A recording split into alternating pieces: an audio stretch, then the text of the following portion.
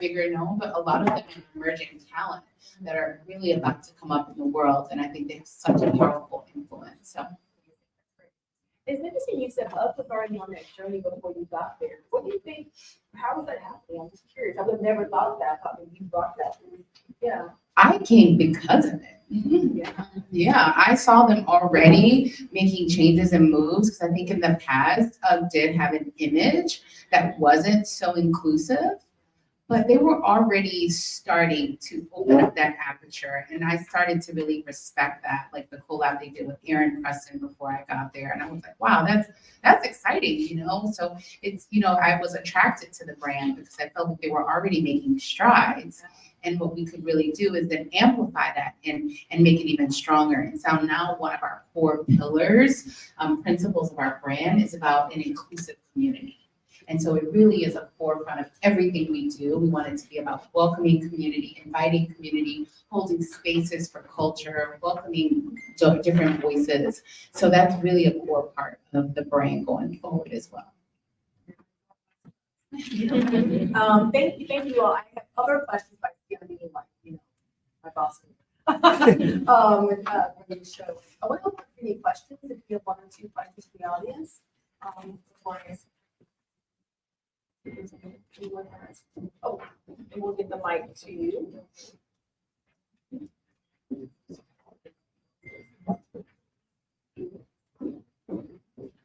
Hi, this is just a real specific question to John about when and where can we see the documentary?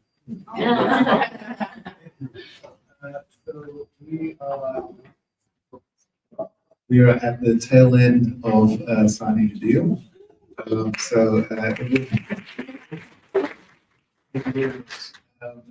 If you, I would say if you have Instagram at Who's Behind Black Art, and you can definitely, we'll be making announcements. We're still doing a lot of film festivals at the moment. But yeah, we've had a blessing of a run with doing some private screenings as well as others, but it's coming close to the end. So now you'll probably hear something within the next couple of months. Thank you. Absolutely, absolutely.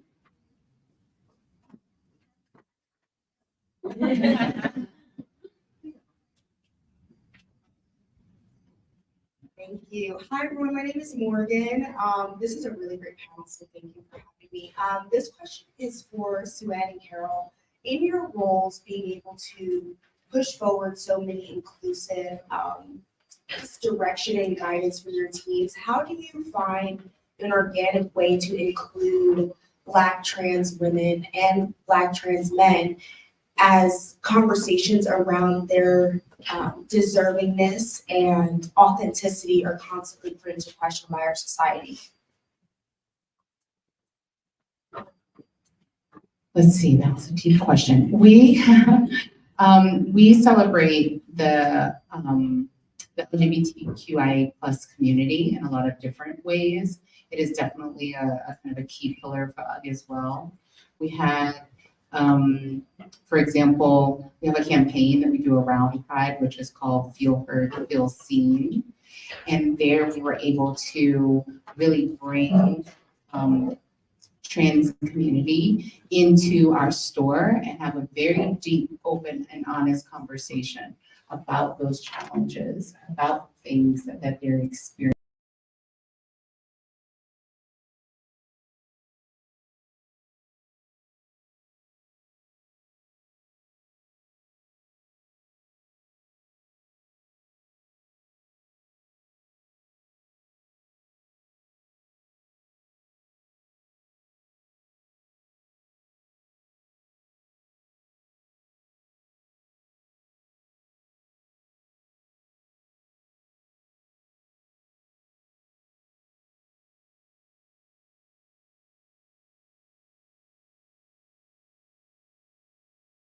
What are the real concerns? And so that was a platform that to celebrate the community. So that's one of the ways we do it. This year, we're actually partnering with the Loc on a capsule collection. So we try to also bring those creativity voices into the products so that we can create products not just for the community, but with the community. So that's another way to help celebrate some of the messages. I know, we go on. Yeah, we're at time, so I'm gonna try and make this real quick. But, you know, I work with the United Nations Foundation, which means that we come to LGBTQIA+ issues through a lens of human rights. And we have to recognize that the foundation of every human existence is access to those rights, which cannot be revoked based on what all 193 member states agree, okay? We have a few signature campaigns. Equal Everywhere is our flagship gender equality campaign, which is, yes, focused on girls and women, but that also includes lifting up the voices of trans girls and trans women. Also, we have our programming for Pride through the UN's Free and Equal campaign. I can give you a bit of a preview of that campaign this year, which is intentionally focused on allyship. How can the world come together and be better allies for the LGBTQIA+ community, including trans men and women? So really excited to continue cultivating this work, bringing global awareness to the rights of the LGBTQIA+ community through a lens of irrevocable, universal human rights. Thank you for your question, Morgan. Although it was for me, the question, could I say, even in film, it's very important for me, LGBTQ+. I think it's critical for me to see a spectrum of who we are as community. And I think that's critical. So even half the time that I'm filming, there are more women, camera women, than there are men. I think it's critical to see the Latino community, the Asian community. I want to see everybody as part of what I do. Thank you very much. We're also going to reach out to this panel more, but again, the conversation doesn't have to stop here. So we will all be around throughout the day and obviously for the happy hour. But thank you, Suzanne and Carol and John. He mentioned Instagram, but there's also this other platform, LinkedIn. It's kind of a big deal. So you know, connect with these folks or anyone today. Please feel free to the platform. So thank you all. Yes, yes. So we are going to keep it moving. You guys can now go to your next mini interviews if you can dip. And we will go on to our second panel. You know, we switch order of this. So we'll welcome up Jason and Sasha.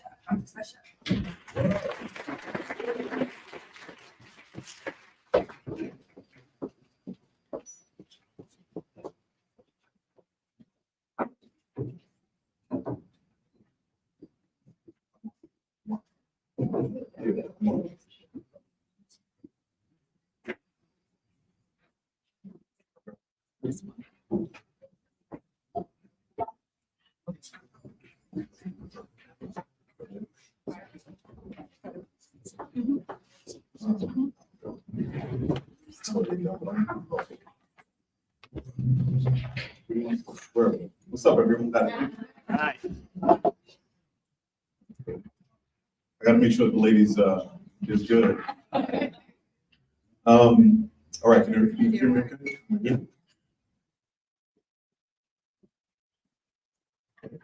No, you're not. Good. Is her mic on? Am I here? Yeah, just tell the door. Hi, everybody. I'm excited to be here. This is an important I've been looking forward to this conversation for a really long time. Of course, there are questions that I have prepared. We had a conversation just a couple of days ago about where we wanted to take this conversation, but I think given the state of the world, given what's happening in real time in our communities and in our country, I think it's important that we maybe scrap the questions for later. Hopefully we'll come back to them with more time.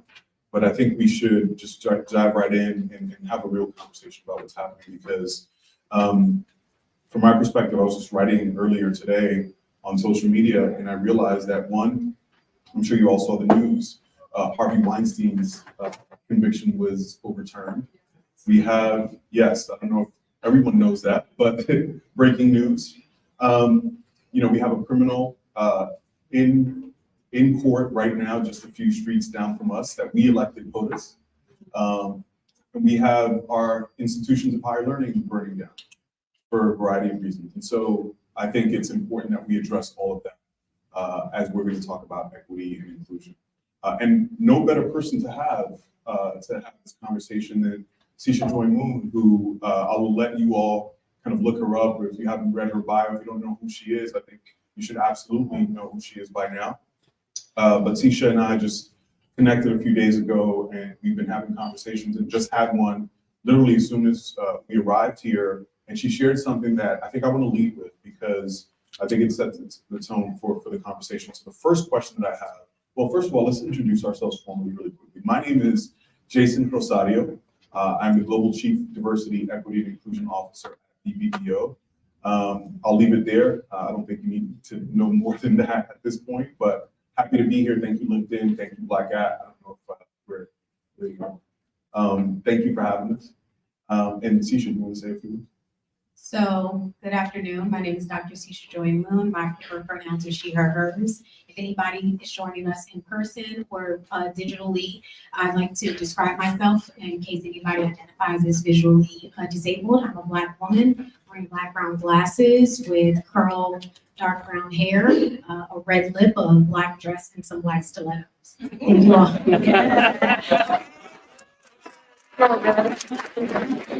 Thank you guys so much for having me. I'm entering my final week as your Chief Diversity Officer. I'm literally the People's Chief Diversity Officer. I serve in that role for the U.S. House of Representatives of the United States Congress.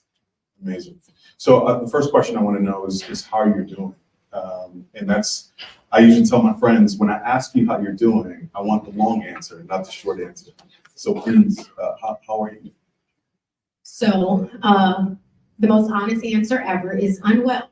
For the last 2 years, I've had the hardest but the best job in the world. I was supposed to be in this role for 6 months. Nancy Pelosi appointed me, Kevin McCarthy retained me, and Mike Johnson asked me to stay until they eliminated my office. My job has been to be here for you all as people. But today, this work hit my people. My nephew was arrested at Emerson College fighting for the constitutional rights that the place that I work at is supposed to protect. I'm unwell, but I'm here. And this conversation about the future of DEI, our future and our past, is more important than ever, because every dynamic that you just described is DEI. And it's a conversation that's hard, but it's one worth having and one that we have to have 24 hours where I don't know where my nephew is. I'm grappling with the word, so please forgive me. Every talking point, I'm holding back tears right now. My nephew's in Boston. If you all know anything about Boston, it's a very unsafe space to be a Black man in this country. And so this work has become real in a real way, where I've gotten different phone calls over the last two years, but in the last 2 days, I've gotten it from everyone from my nephew to other students across this country asking. So you have a person that is under a lot of pressure, and more so, which is odd, I've realized that my influence is bigger than a title. I'm entering my last week, and these kids don't care. You're our Chief Diversity Officer. Help us, even once you resign on Tuesday. So I'm unwell, but I'm here, and people don't ask us that question a lot, so I'd like to ping it back to you too. Oh, how are you? I'm treading water. I am in a state of a little bit of disbelief, shock, disappointment, anger. All of those emotions kind of flow in and out. I was writing on social media earlier today that, it seems like we're at a T-junction in our collective existence. When you think about the fabric of humanity is being torn down while we're distracted with social media and consumerism and all the other distractions that they put in front of us. The fabric of humanity is being torn away from us right in front of our faces. And so what are we doing with that? What do we want to do with that, right? If this country was founded by the people, for the people, then All of us have that power. So to me, I'm struggling to try to find an answer to how I'm doing, and more importantly, what I want to do moving forward. And I think that, but I do know that I want to be intentional. I do know that I want to hold space, and I want to be in community with those of us that are doing this work. I want to start with what you alluded to, which is the topic of this panel, and a word that's been so ubiquitously used, that DE&I is dead. So it angers me so much when I hear that. DE&I is not dead. It might need a blood transfusion, but it's not dead, and I think it just needs a re-articulation of what that means. And so one of the things that we talked about that I'm curious for you to share with the audience is, we're in an environment right now where our legal institutions, our political institutions are being torn down, and the pendulum has swung against us, those of us that are doing this DE&I work. And so if you look in the future, and that's the landscape, then that doesn't inspire much confidence for those of us that do this work. So what does that mean for us that want to push forward without the scaffolding of those institutions that you come from, right? Your office was dismantled. So what does it mean, and how do we actually move this work forward in a meaningful way without the scaffolding of those institutions? So I think a couple of things. I mean, in my role, I didn't even use the word DEI because it's not really a word. I mean, it's an acronym. It's diversity, equity, and inclusion, which I think is one really important to articulate, because those are three very distinct concepts that work in collaboration with each other to advance systems of belonging, spaces of belonging. And I think the acronym has been very useful to the mis and disinformation about the work that we're doing. I think because of that, that's been very helpful for me, because I've just gotten to the root of the thing. When I was appointed, I was told I had 6 months. They knew the house was going to flip. I was a dem appointee. I'm not supposed to have this job. When I realized that I think I could make this work for 2 years, I went and looked at the Constitution, and I said, why am I here? What's my actual constitutional mandate and mission? And it was to put the people in the people's house. It's to make sure that the House is representative of the congressional districts in which it is elected to represent. So I don't even use the word. I've gotten to the root of the work. I think that one of the things that I've learned is, what is the work you're doing? How is it advancing new ways of working? I don't find it lost to me that we're at LinkedIn having this conversation. When I first entered government 15 years ago, we didn't have these types of conversations at work.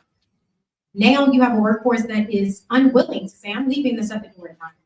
This is a part of who I am. And I think that you're going to have to come to terms with, what does DEI mean in your organization? How is it defined? How do you connect it to your business case? Because the truth is, I'm just going to be quite honest, the moral imperative, a lot of senior leaders that I know who are backing DEI right now, it is a moral imperative for them, but they also said it's just good for business. Like, this is good for business. This is good for our brands. This is good for our competition. This is good for our country. And so understand your business case, I think, is where we are. And this is the biggest thing. And I hope that this is being streamed. We CEOs can't continue to be our own voices. We need CEOs and the head of organizations and presidents and the head of boards to be in conversation with us. We need to be flanked by 2 other leaders with us who are committed to this work. And so I think right now we need to get strategic. We need to get in collaboration and community. And we also need to be okay with admitting that our field has some work to do. I've been a good chief diversity officer in Congress because I also listen to the people that don't believe in my work. They make me better at my craft. And so I think we have some areas of real opportunity, whether that's metrics, whether that's what it looks like to be fully integrated across all business streams, even has to do with just our basic definitions of the work. I think we have some areas of opportunity, and that's okay. Absolutely. And so I come to this work in large part through marketing and advertising and storytelling. And so in our world, and again, to your point, no coincidence that we're having this conversation on LinkedIn, because the lens through which I'm looking at the future of this work is through innovation. What does that mean? Innovation is not just the newest technology or the newest product. Innovation is thinking. And if you do, and I don't want to nerd out on y'all, but if you do any work on innovation theory, I don't know if you all know Clay Christensen, former Harvard professor. He did a lot of work around innovation theory. He broke it down to two forms of innovation. One is disruptive innovation. So clearest example is the iPhone, the original iPhone, disrupted an industry. And then sustainable innovation. The iPhone is another example of that, like the multiple iterations of that. But the point is that when you look at disruptive innovation and what it does, it targets, it's inclusive in its nature in the ways that it approaches it, right? Because it targets underserved segments of markets. And so that's what inclusion is. It targets and it addresses and gives and pays attention to and services marginalized or underserved communities. And so to me, if we're not innovating the language of this work, what it means, then when the pendulum swings back around, right, whenever that is, 3-4 years, hopefully it won't take losing the life of another person or people. But what's the conversation that we're going to be having then? And that's what I'm thinking about right now. That's what I talk to my friends about. Those of us who are in the space is, what are we going to be talking about in 3 years? Because we're still talking about representation as DE&I and as the problem to solve. We've missed it, y'all, right? Like, we need to be talking about something different. It's unlocking intersectional value, right? So now we have that inclusion, that representation in the room. How do we unlock it so that we benefit from it? How do we create more opportunities for connection and community, right? LinkedIn is a tech company. How are you developing technology, not to pull us apart, right? Not to hide behind screens, but to actually bring us together. And so that to me is the real conversation that I'm hoping, those of us in this space start to really, start to point to, because I think that's what's gonna lead to the survival of our work. You know what you're saying right now is so spot on. I'm just thinking about this, like you just made a light bulb go off for me. When I look at LinkedIn, when I look at Apple, and when I look at Congress and my role, if I actually had to rebrand equity, it's to create a space of ease. I'm really just thinking through this. At Congress, you think of legislation, but I never saw it that way. I just saw lives. Like when I saw bills come on the floor, I was like, okay, well, how would this make someone's life harder? Or how would this make someone's life easier? How would this increase access? It's the same for LinkedIn. LinkedIn, I mean, I'm 40, so I'm dating myself. But back in the day, you had to have a typewriter, then it was a word processor, you had to have resume paper, you had to print it out, you had to take it to a person, and you had to hope that you looked in a yellow pages, not a white page, it's a yellow page. You send it to a person to say, hey, can I get an internship? And then the internship turns to a job. LinkedIn eased that process. They said, I'm going to create an accessible entry point to make this easy for you. Same thing for Apple. They said, you know what? I'm going to create one device that makes the whole globe accessible for you. And it's ease. And that was my job. My job was to say, y'all look at congressional hearings and you see the members. The members, I love several members, but the members aren't my work. It's the people behind the members. It's the 30+ staffers who work for them. It's the people with those notepads behind them taking notes at a hearing to make sure that your grandfather who was in World War or Vietnam and he goes to VA, his benefits, he doesn't have to be in line for 8 hours. It's making sure that you have broadband access in impoverished communities to be able to get access to information. I see those people in that legislation as lives, and how do I make those lives easier? And it's a real thing. And I'm gonna have to spend time with, that is my work, to make your 24 hours a little bit easier. Because for me, that's what a more perfect union looks like, access and ease. Yeah. And just to pull on the thread a little bit, I think, when we talked about this briefly, so in my view, again, we can't rely on our institutions to lead us and to protect us and guide us, right? Clearly, we can't trust them.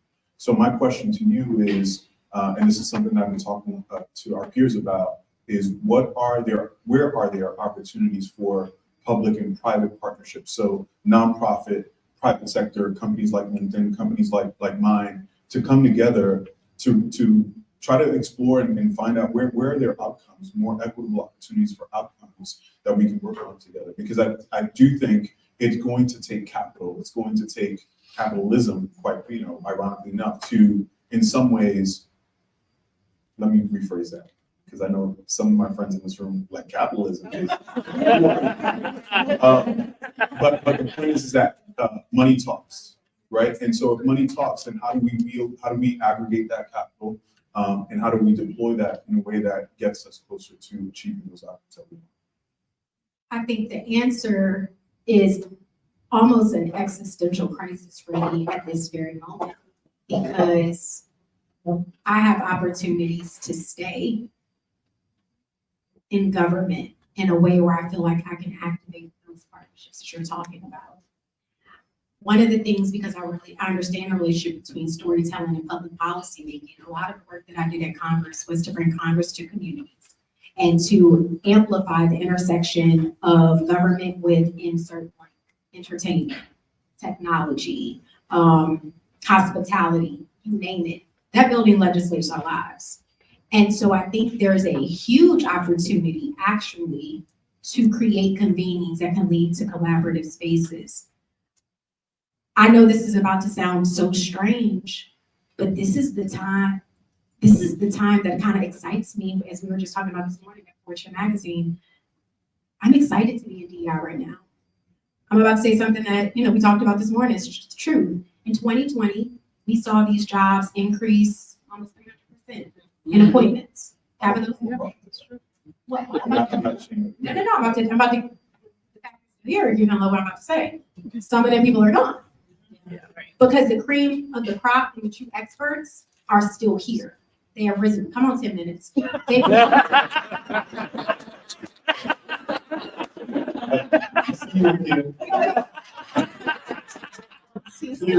Tonight is not going to be on CP time.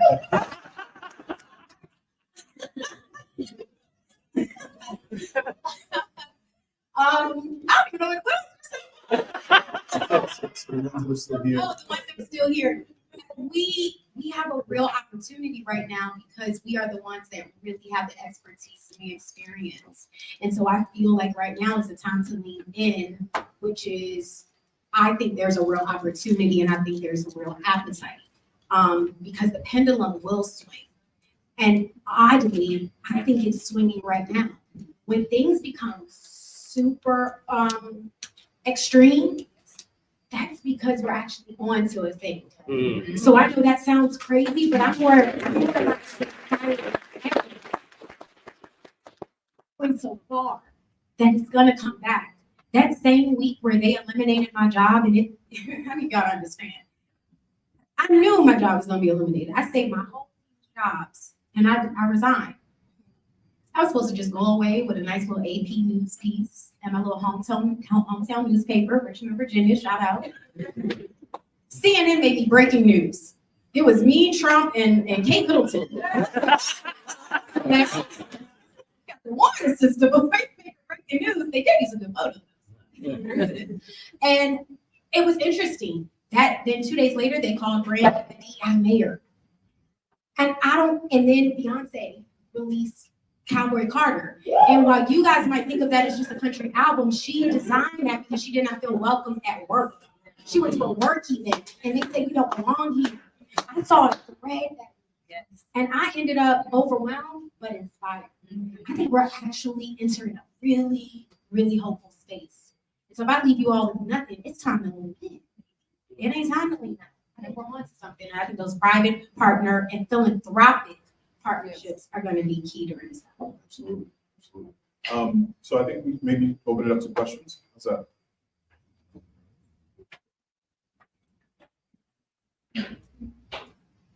Oh, come on, y'all. Oh, what's your name?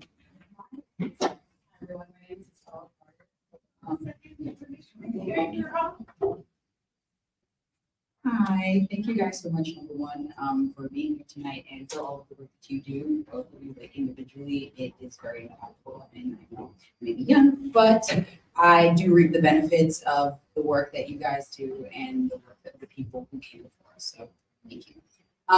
So one of the questions that I have just popped up in the conversation, Dr. Lee, you were talking about ease and access, and that being at the crux of the work that you do, no matter what you do. And I think that ease and access for us sucks. Others have been convinced means like the direct opposite for them, right?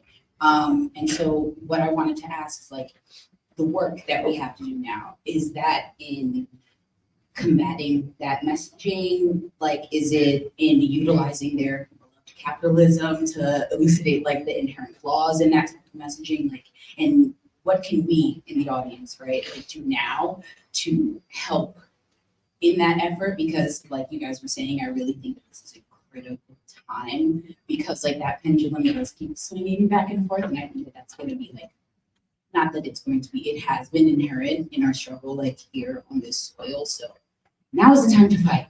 What can we do, like when we're not in the spaces that you're in? So I'm gonna tell you where I am. I don't know if I have the magic answer, because I think everybody has to come to that on their own. When I got to Congress, I realized this wasn't about DEI. I really wanted to look at the DNA. Who are we? Right now, we're in a who are we space. And I'm just gonna be quite honest. Before you even try to take that to your employer, you gotta take that to yourself.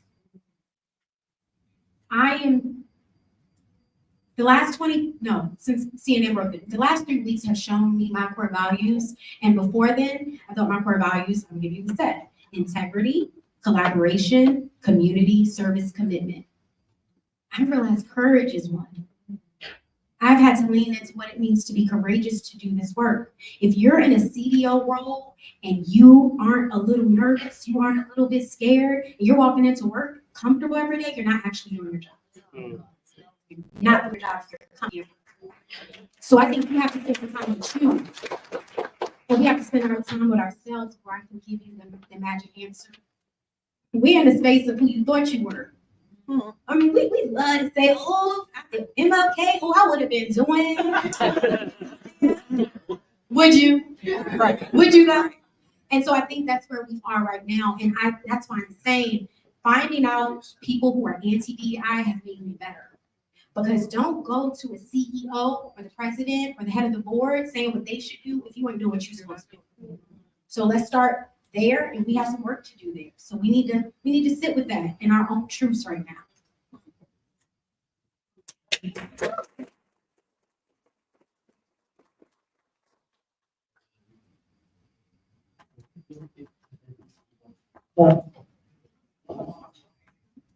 Thank you both for being here. I'm so inspired by this conversation because I actually am a diversity recruiter strategist that got laid off. What's your name? Dahlia Brown. I come out of consulting, management consulting, won't say the firm, but I think there has been a huge backpedal. A lot of companies are like, oh, we don't want to go there yet. Let's see what happens after the election. And I think that's the wrong approach. And I think especially in financial services and in consulting, a lot of people are backing away because they just don't know what to do. It's more of a performative outreach than a genuine one. So I'm just really grateful to be here and to be able to listen to this. And I really say, keep doing what you're doing because you are making an impact to people like me.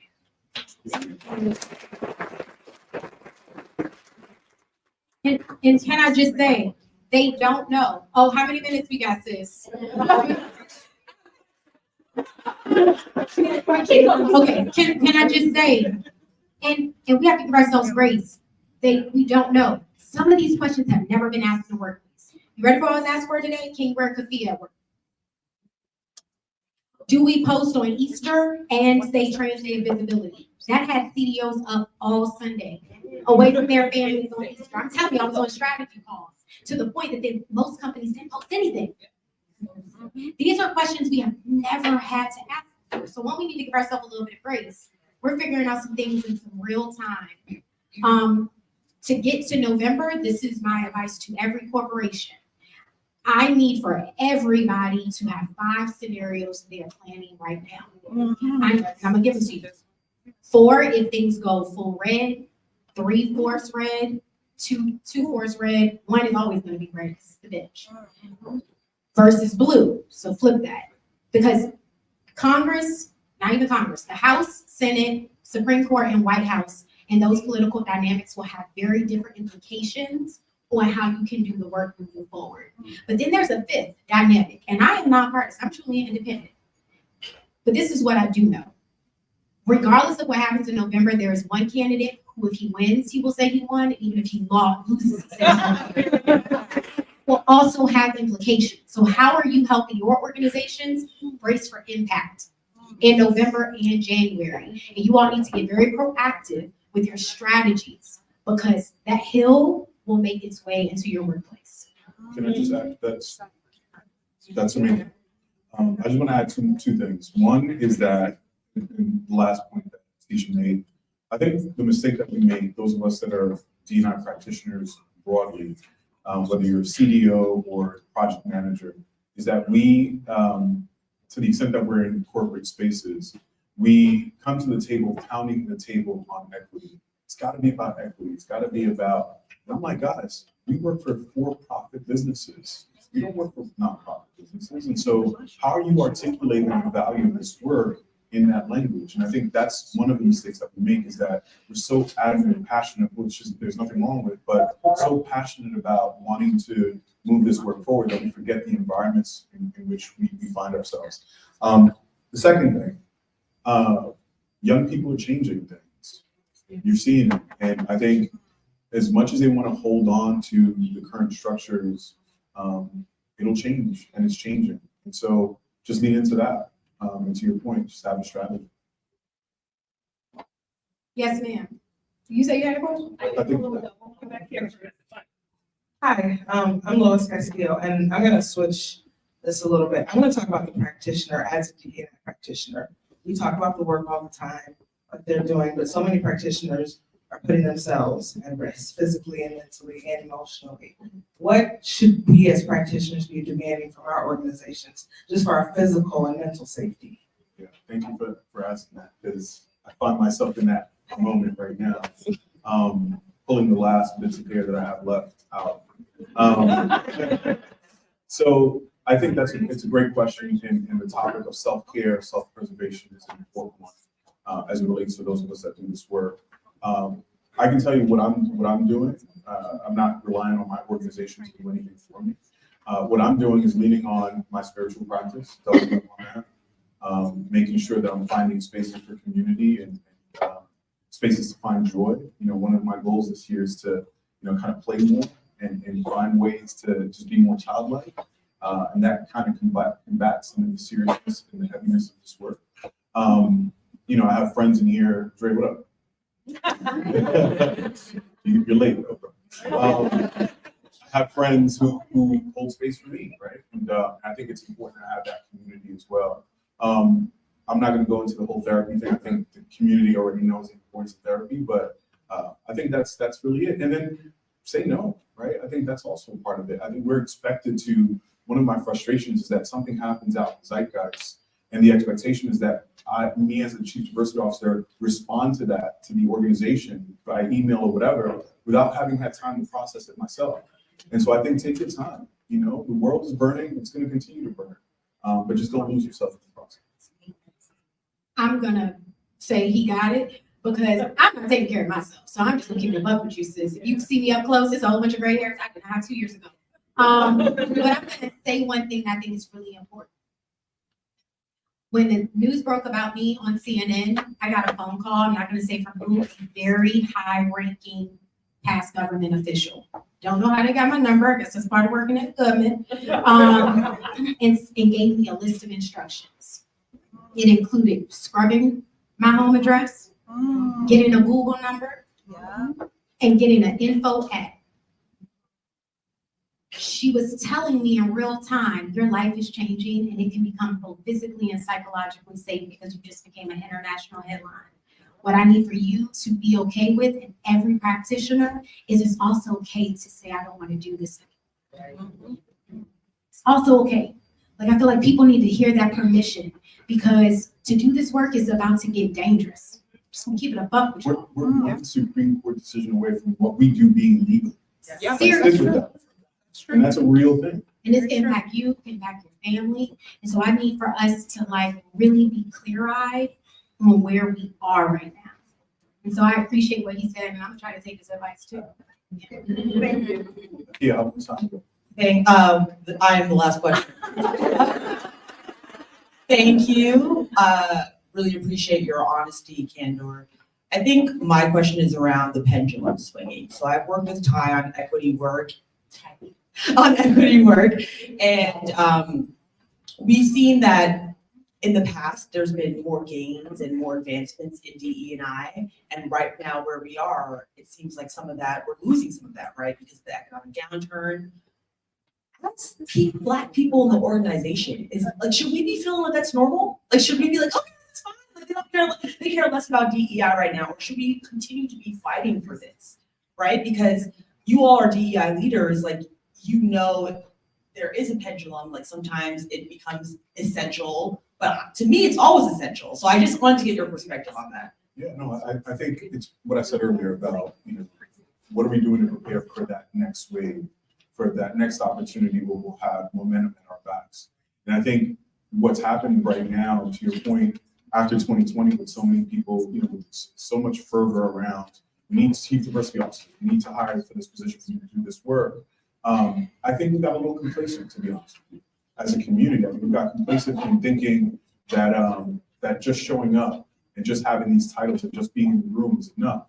I think part of what I'm encouraging us to think about is what are the new conversations that need to be had so that when we find ourselves there, we're not just, they're gonna dismantle it again. So it's about having a different conversation and creating different structures so that when that time happens, we're not left feeling so kind of exposed. I don't think it's our job to martyr ourselves. I wouldn't suggest that. But I do think that we should be continuing to fight. It's just how we're fighting and redefining how we're fighting. And I'm just gonna say one thing before I say that. Is that Malik Yoba? Yeah.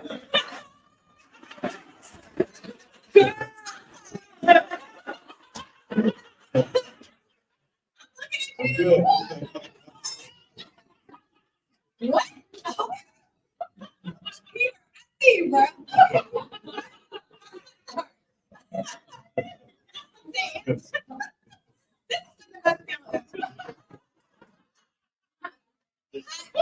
We say one word of advice and I'm saying it to myself. We need to know when to get loud and when to get in the lab. Right. I think we're in lab season.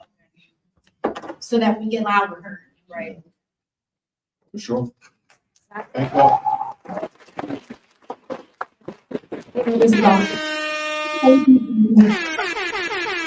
For Jason. And Dr. Moon was like making the house look like.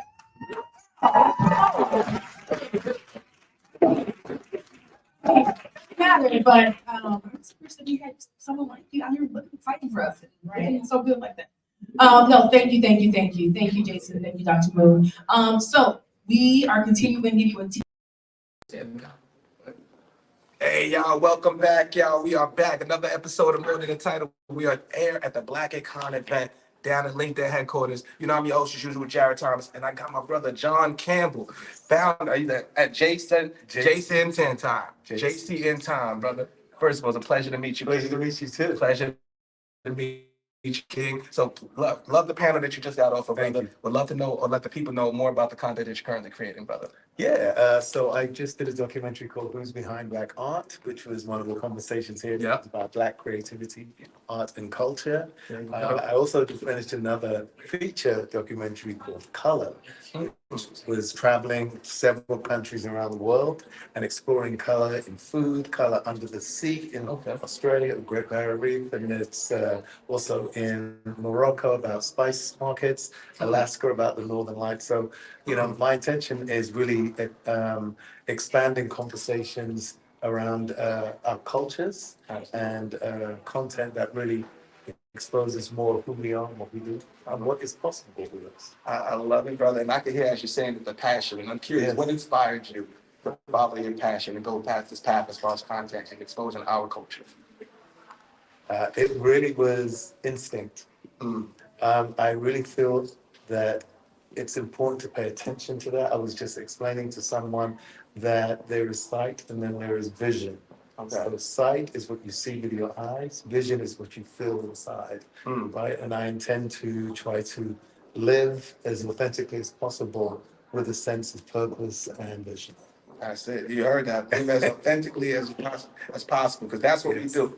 You know what I'm saying? We got to look for Ayana coming through. We got a lot of interviews coming up, man. And we always talk about authenticity, man. We preach that all the time. Betting on yourself, being yourself. You know, I'm here sitting on the couch next to you today, brother. Thank you. My authentic self. Of course. And I love to hear our stories, brother. I definitely be interested. Where can the people find you? Of course. So you can find me at JC in Time on Instagram or through LinkedIn. John make sure. Campbell. Shout out to Tanya, shout out to Ty, and to Peter and everyone else here. This has been an amazing experience. I've really enjoyed myself and meeting some amazing, creative Black people. Love it, brother. I'm pretty sure you're going to be at the festival. Yes. You're going to be at the festival. We want to be at the festival too, brother. So we have to make sure we link up. We have to make sure we collaborate. And brothers, anyway, I would love to have a full interview with you, man. Make sure I get your contact. Absolutely. And you have an invite to the show anytime you need. Yeah, let's do it. My man, Let's John, it's a pleasure, brother. Safe travels, brother. And you know, we bound back to the panels, y'all. So everybody tuned in. We figuring it out on the fly. We're going to get some more interviews to y'all in a second, y'all. With that being said, we're going to get y'all in a second. Yeah, that's fine. You get it all right. All right. Put it up. Do you want to do the interviews now? Okay, cool. Okay, cool. You good? Yeah, it's perfect, bro. Perfect. That was nice, man. It's not like now. That's like now they doing a break. This is the time you're supposed to in and out, in and out. Oh, yeah. In and out, so we don't have no death. Exactly. So you got more people. Yeah, he's in there, but we need more people to get these interviews while we got this time. I understand, but they said they added more panels. That's what happened. They added more panels. So for the fact that they have more panels, that's why they're trying to rush through them now. So the dead space that we had, it's not there anymore because they have more panels. See, they didn't tell us that. They must have did that last minute. Yeah, because it switched around for sure. Right. The panel that just went on was not supposed to be going on until now. Right, exactly. Yeah. So the time frames are all off. So again, like, you know, there's nothing wrong with that. You know, everybody will adapt. The whole thing was we had tried to set up based on the initial meeting. We were here Tuesday. We came here Tuesday. Yeah. She's coming in. She's coming in. She can't rush it. She's coming in with shortly. That she already interviewed. They're not gonna run it here. You don't even know. I was gonna say we get Doug, Jay. But who's the next panel? It might be us. Right. Ty is the next one. Ty. Black women. Yes. He would be one to get now if you can. I would love to get her because it's the break. And then you guys have okay. Well, see what you do. She's gonna do 5-minute interviews then. Yeah. That's all 5 minutes. Let me get the mic. Appreciate it. No, I appreciate you. Yeah, no. We're just trying to get it right. Yeah. You play. Yeah, it's okay. Other cameramen are downstairs. We got a lot of just technical issues at the last minute. Problems. We were you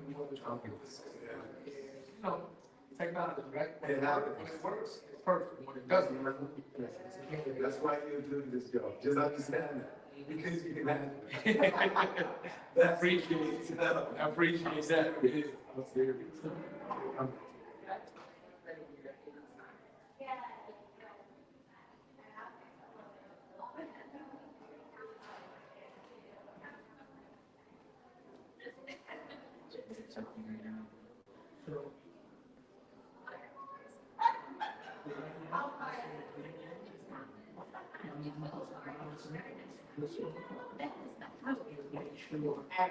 Make sure that while they're recording,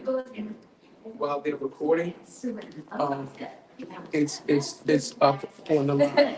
My family's pending in the oh, so yes, girl.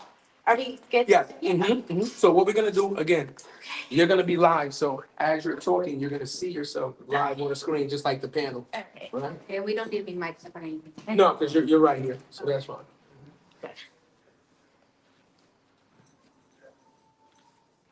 Pretty right? When you come Yeah. across some yeah. No, I'll adjust you. Okay. I'll adjust you. I just want to see where you are.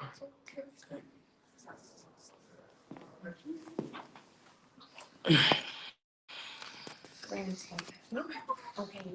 What's important? Not yet.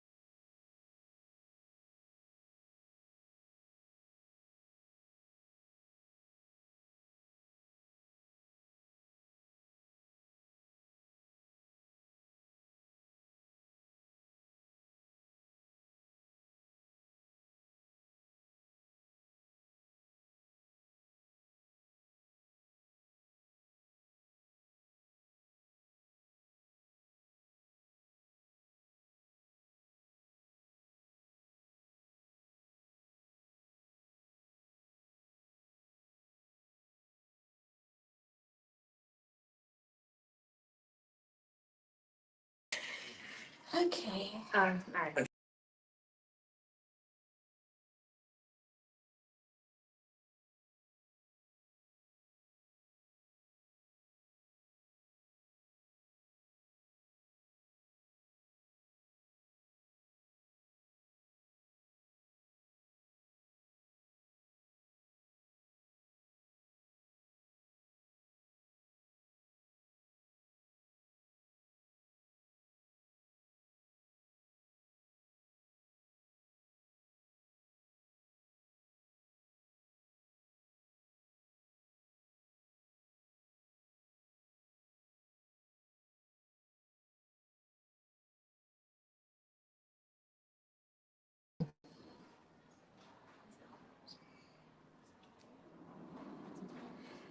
Hi, everyone. My name is Ayana Dutton Diaz, and I am honored to be here as a strategic marketing leader at LinkedIn and co-founder of the brand Non-Corporate Girls. I am joined today by the lovely Sue-Ann Tanis. Hello. Sue-Ann, could you just share a little bit about your role and what you do? Sure. So I'm Sue-Ann Tanis. I'm Senior Director, Integrated Communications at the United Nations Foundation. Basically, that's a very complicated way of saying that I work on content channels, creative and analytics. I have the opportunity to lead a team of just over a dozen young communication professionals, and they are phenomenal. They're activists at heart, they're advocates at heart, they care about making the world a better place, and I'm just so honored to work with them and to support and guide them in our work. And that's basically what career is like for me. Yeah, I love that. Thank you for sharing. So we just finished a really amazing panel. Can you just talk a little bit about how you feel the panel went and what the impact was for the crowd? Yeah, so we focus on Black creativity, art, and culture on our panel. I was joined by two phenomenal panelists. We really went there. It got deep. It got deep, and we talked about why representation matters, in all spaces, at spaces where our work is assessed, our creative work is assessed, in the spaces where we make decisions about, creativity and who to include and whose voices to lift up. And that panel also left me feeling fairly enriched because it was great to feel that sense of community. People who look like me, people who have shared similar experiences, and to really exchange ideas on how we're working on making these spaces safer for our community, but also safer for our community to create. And so in all, I felt hopeful and I also felt energized. Yes, we're going to talk about energy in a second, but I love the word hopeful, and thank you for breaking that down. We talked a little bit before we sat here on not seeing a lot of people who look like you in the C-suite, whether it's a person of color, a woman. And so can you talk a little bit about what that journey has been like for you, and how do you help bring the next generation forward? Yeah, and I think you're right? There are not nearly enough of us in the C-suite. Unfortunately, we've made a lot of progress, but it's not fast enough, and it's not nearly enough. I think for people who occupy spaces of leadership who look like us, we have a singular job first and foremost, and that is to really open the door for future generations to have access to the same spaces that we currently own and lead. Yeah. The other thing that we have to be so mindful of is how to take care of ourselves while we are in said spaces. And that is fundamentally important. We've seen proof of it time and time again. So much. So much. But I also have a message to the people who make decisions about who's included in the C-suite. Okay. When you hire diversely for your C-suite, you get access to a bunch of people who are resourceful, who are empathetic, who obviously can get the job done as well, but who bring to your business and your operation such a rich perspective, fresh ideas, new ways of looking at things that can only enhance you, not take away from you. And so we need more of that. We need more allies. But more importantly, when we get there, we need to keep that door open for the folks who come in behind us. Yes, I love that. It's so funny because it feels like, just from your energy, we're gonna talk about that in a second, but from your energy, it feels like you're a very vulnerable and open leader. Can you just share a little bit about your leadership style and how you manage your team? Because I think this is so important. There aren't enough leaders who are human. That is a really interesting way of putting it. I would say my leadership style is, obviously empathy first, but I like to be fair, but I also like to be firm because we got a job to do as well. One other thing, I think because, I pretty much am as diverse as they come, right? I am a Black foreign-born woman, under 40, working in a senior leadership position. Talk about it. And that comes with its own layers of appreciation for people in the fullness of their diversity and a different level of tolerance for people among us who are consistently othered. And so my leadership style in many ways connects to my experiences as someone who herself has been othered and knows what that feeling is like. And so for me, it's also important to bring people in so that they feel supported and nurtured, even though it's the world on work. People spend a lot of their time at work and working, and the least we can do is make sure that it feels safe so that they can do their best work. I mean, I feel like you're a leader everyone should have. Thank you. Okay. And energy, right? When we think about the color wheel, how are you feeling today? What's your energy like? Sunshine yellow, as an island girl. Love that. Sunshine yellow. I think it is the color that I turn to when I want to feel energized. Yes. It is the color that I turn to when I also feel energized. And so that's my color. That's where I am. Today's conversations are leaving me feeling hopeful, but also motivated. Yes. To continue being one of those voices who advocates for change, equity, inclusion, but also who advocates for our Black creators. Yes. And our Black culture shapers to be brought in, included, and given the same access to opportunities that others benefited from for so long. I love that, the mobilization of a Yes. movement and what can we do as people. Absolutely. Thank you so much, Ayanna. Thank you for chatting. It was Great, thank you. 4% of C-suite positions. 1.4. And only 1.6% of senior vice president roles as well. But Black women are launching businesses and starting side hustles. Come on. Black women are among the nation's fastest growing groups of entrepreneurs. Between 2014 and 2019, Black women-owned businesses grew by, women-owned businesses grew by 21%, but Black businesses grew by 15%. So even in the face of adversity, we are continuing to find ways to thrive. But I think the last piece that I've read in Black Enterprise, which is a quote from a Black woman executive, said, "It's exhausting being a Black woman at work." Yes. So I wanted to, we agree. So I wanted to sort of start by setting the stage today, and I wanted to start in just saying, how are you in this moment? Black woman executive.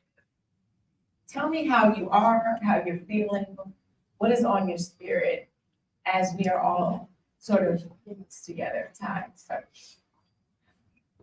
feel determined. One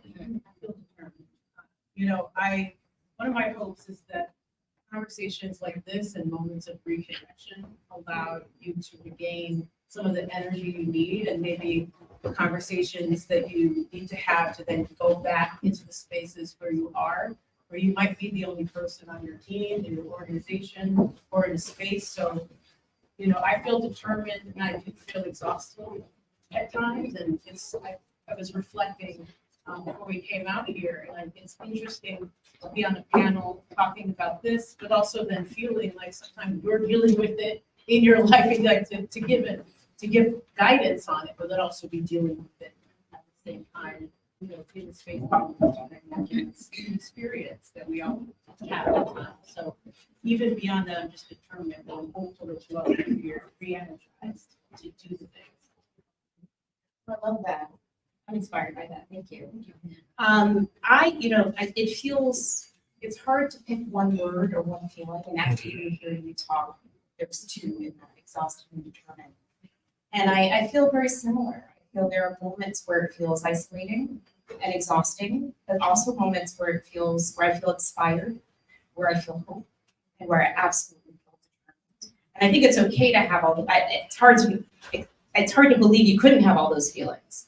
And so I think I vacillate between those on any given hour, any given day. But I think what keeps me, the determined piece of it, is just thinking about how far we have to go, and also thinking about the generations that came before me. They were tired too, and they had a much, much, much harder burden to bear. And so I think about that every day. Having some mic, can you guys hear me better now? Okay. So, I love the idea of being determined. I think you're right. I think that's one of those words that feels like we can sit in this, that sometimes is tough, but it's also very resilient. I want to know specifically, because we wanted to really make sure that we brought sort of what practical application for you all today as you navigate your own experiences. What are some specific examples for both of you where you either felt supported in a situation as a Black woman at work, or not supported, and how you felt that shaped sort of the way that you lead in your sort of experience in the workplace? Amber, do you want to start? Sound like you have one. No, absolutely. And I feel like I feel lucky that I've had many experiences of support. I remember probably one of the very first ones was when I was in my 20s. And so McCann Advertising Agency, for those of you who aren't familiar with this world, I spent most of my career in the creative agency world, although not only, I also spent a lot of time in the New York Times. From when I was really young, when I was in my 20s, I had a gentleman who he made space for me. He gave me opportunities that were probably a little bit above where I was. And he guided me, he supported me. And 10 years later, I took him out to breakfast to thank him, because it really, to have someone who is so much more senior, who is part of not from a marginalized group, make that space for me. It really gave me confidence, it helped my voice. And when I took him out to breakfast to thank him, he said, I didn't do anything. He goes, I just gave you a stage and a spotlight. And that guided me actually for the rest of my career, and hopefully the type of leader and mentor that I can be. There are moments I have felt supported, many moments that I felt supported. I feel supported by my colleagues here today. I feel supported by the counsel that I get from my colleagues, and from the greater community, many of which I know. And that is so incredibly important. It's just, it is really your oxygen. And yes, there are many moments I have not felt supported. Also throughout all the years, I think one of the things that I hadn't expected is when I got to a C-level job, which I've been in a couple of years. I've only been at McCann for a year and a half, but I've been in leadership positions for a while. I didn't expect, the isms, the racism, the sexism, the isms, have always been they're a little bit more subtle. They become more overt. Wow. The more senior you get. Wow. And I wasn't expecting that. And so I learned how to be prepared for the subtleties. I learned how to be prepared and use my voice for the subtle unconscious bias. But when it was brought fully in your face, smack dab, it takes you back for a minute, and then you have to refine your voice. Yeah, I'll start with the unsupported, say a little bit about supported, but I think part of the feeling of unsupported comes from folks telling you what you can't be. They cannot see you in a particular space. And I think there's probably most of us have had an experience of someone telling us or implying that that's the case. I remember growing up and having a math teacher tell me that I shouldn't apply to any Ivy League school because he couldn't see me in that space. I've had, I've seen some heads nodding. All of us have had an experience of that kind, potentially at some point in our lives. I've had, people give advice that that's not possible, and I think part of it is, and this is what it is for us to transform. And it's part of the reason why I am doing this job. Here, I want to make sure that people see what's possible for themselves at the pinnacles of the marketing industry. And I'm still on that journey, but I do want people to see that it is possible for you to achieve that. Right? And, I would also say on the supported side, I wouldn't be sitting here if it weren't for the people that said, yes, you can do this. And I do see you there. And I am going to give you a platform.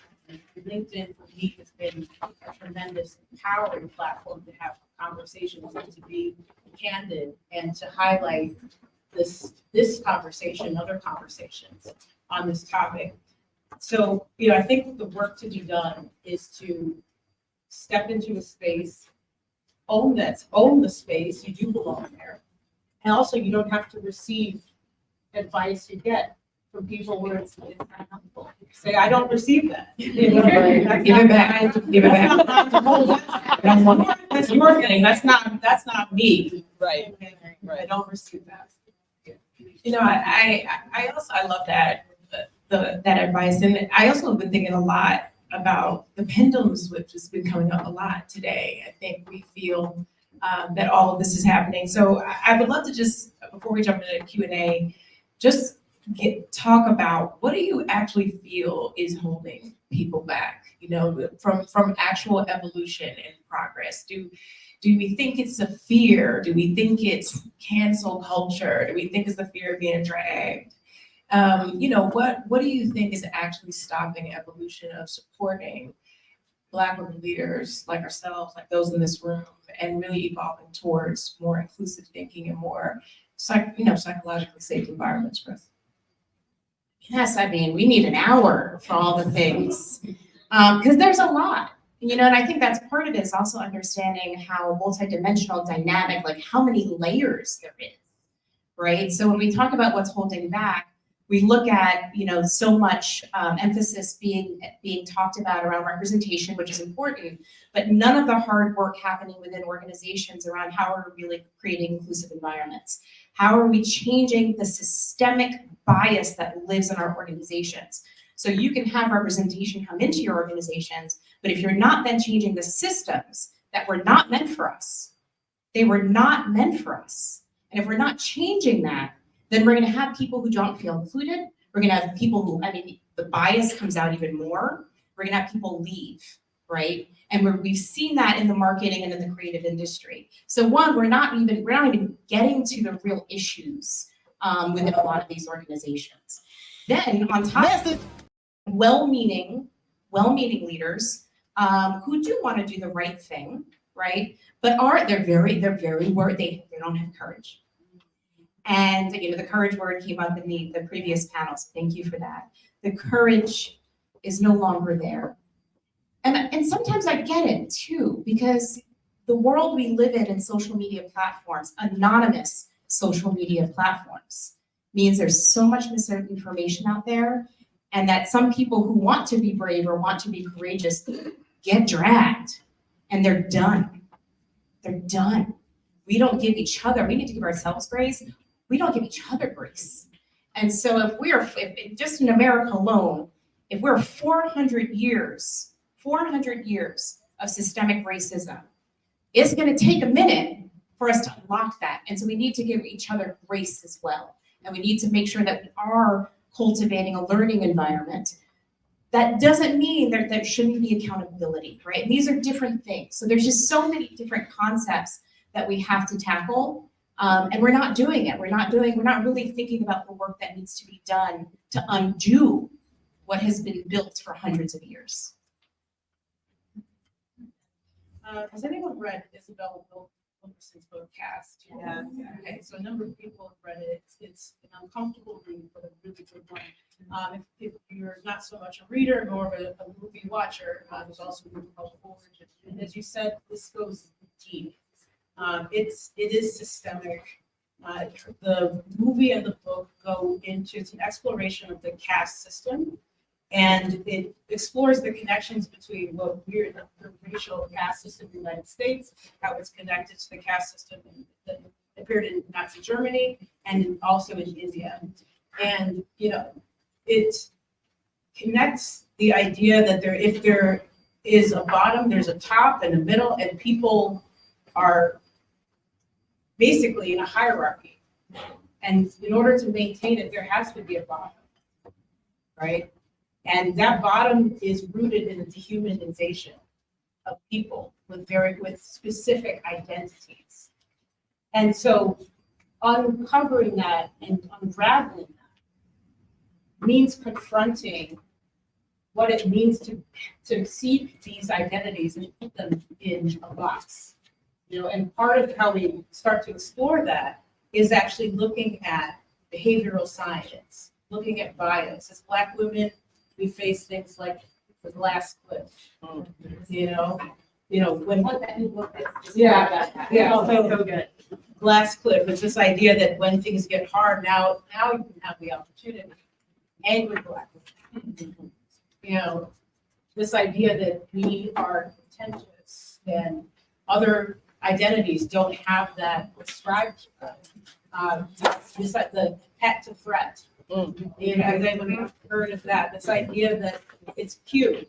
Initially, when you get started, at the moment you start to display any ambition or desire to move, then you're in trouble. Now you're a threat. And studies have shown that we are also punished for self-promotion. So when you think about how deep that runs, it goes back to caste, and what caste says is you're not supposed to have that. You're on the bottom. That's not for you. And so we have to start to really get to the root of that and start to unwire and dismantle that, not only in ourselves, but then we need to have a broader conversation, I think, between science and exploring that as a frontier. If I can build a moment on the glass cliff, there's a new book out right now that's called Why the Glass Cliff Persists. I haven't read it. I've listened to the podcast. I'll just say that. But in the pod, I may have other folks that have listened to the podcast. But it's so incredibly interesting because the glass cliff is about women and men of color, right? And that oftentimes, this is specific to the C-suite, that we are only offered the C-suite roles when there has been a crisis or the company isn't doing well, right? The last 20 years, the data is there. So then we come in, we're brought in, right? Because we are signaling change. None of the conditions have changed. None of the resources are given to those leaders. And then all of a sudden, when you can't make a miracle happen, it is then individualized and that it's your fault. And then they bring in what everyone thinks looks like a normal CEO, white man, to then do the other chapter, who then has the resources and the infrastructure. The data, the research is there. And actually what the author was discussing was, here's the reality for at least my generation, is that probably is what you're gonna be offered. So there are a couple of things. How do you change it for the next generation? And then how do you negotiate in the beginning to get yourself some better resources, support, or a really good package at the end? And yes, and to know and to make sure that you don't make it about you. Because that's the hardest thing, I think, for Black women in the C-suite, is that the world, that they will look at it as you, and how do you not internalize that, right? You've already internalized so much your entire life, and then you have to internalize that too. So great podcast, HBR IdeaCast. I know we're almost out of time, but I'd love to see if we can have maybe one or two questions. Ladies are amazing.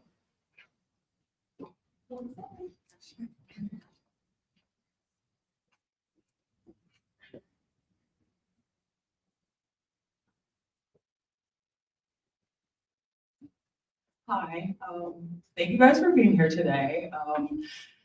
Your opening statement stuck out to me so much because you said you were so determined to be here. And this morning I was so defeated being a Black woman in media and ad tech. And I'm at a pivotal moment where I'm just looking around and I'm not seeing anybody besides Jessica, who I don't even work with anymore, that looks like me. But I was determined to get here because I knew I needed that community.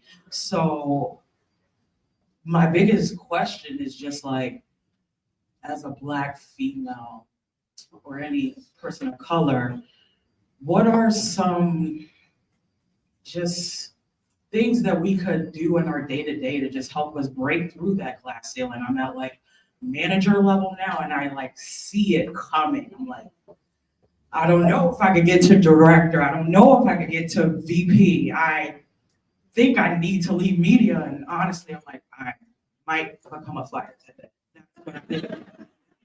For real. Like, could y'all imagine being a spirit? Like,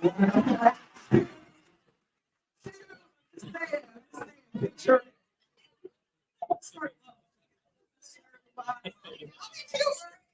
You know what happens on my plate.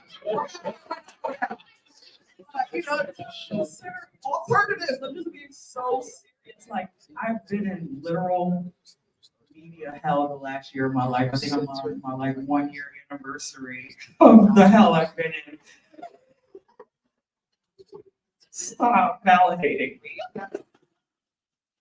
But I've been determined not to let this industry get any effing tears from me. I'm like, you're not gonna get it, and we're just gonna work through it. That's it. But I'm still breaking through that glass ceiling because I know y'all don't want to see me there, but I'm gonna get there. However, I need to figure it out.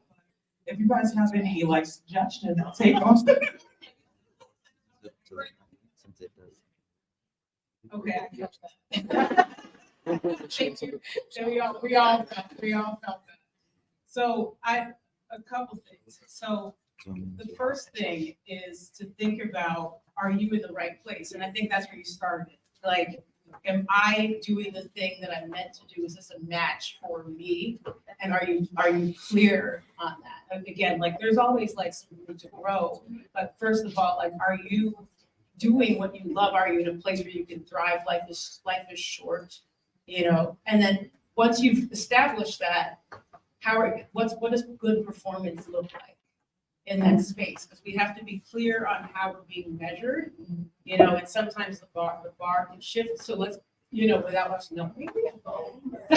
So being clear on like what does great look like? And Crystal, about that. Who's your manager?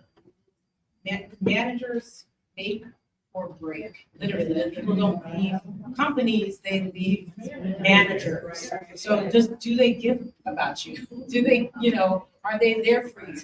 Will they have your back?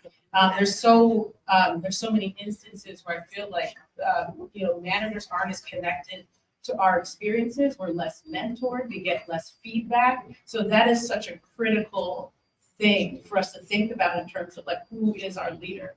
You know, and then beyond that, then there's like the additional stuff like making sure what do you want to be known for?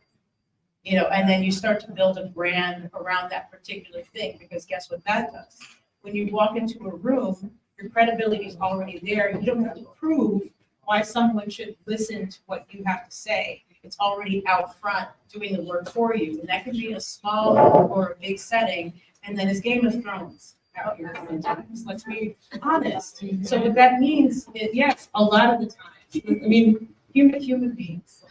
So what that means is that if you look to the left and the right of you, who's with you? I'm glad you came here today, right? Because, you know, here is a community. You know, even if you're on your own, you know, can we, look, this thing happened. But sometimes you need that backbone, but it's not just the folks around you in the room. It's like, okay, who are the allies who have my back? And see, we need to also forge alliances around us and above us to have our back. So that's kind of the formula I used. And it's, you know, I'm not going to say it's easy. It's not, but that's what I believe there is for us to do to work through this.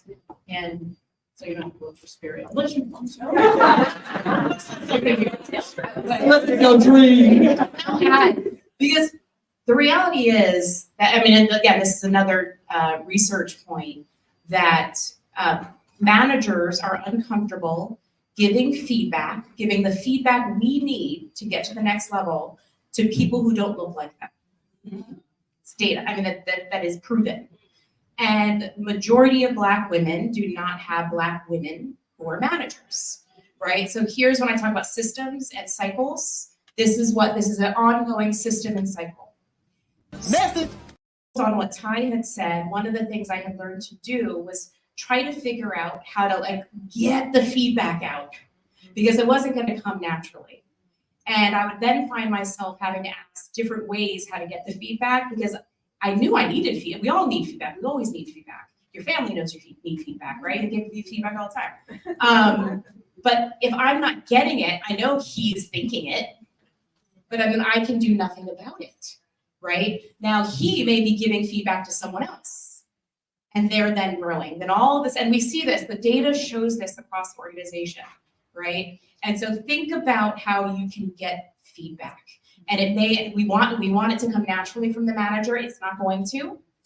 So think about how you can do that. And I think Ty's other point, it's about advocates. You know, that gentleman who created that stage for me, I mean, he probably changed the course of my career. Another woman actually who my colleague and I both worked for, who's now the CEO of the New York Times, she changed the course of my career.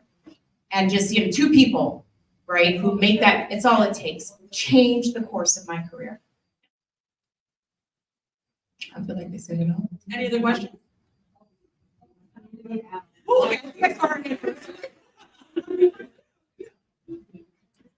Hi, my name is Anthea Becku. Amber, you touched on briefly negotiation. I wanted to ask, how do you navigate and advocate for that from the initial first offer, even taking those steps when it's time for promotion? Yes.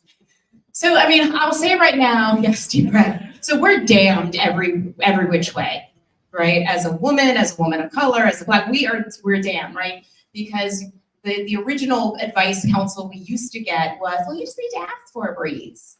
And it's like, well, then I asked for it. Oh, well, you're too demanding.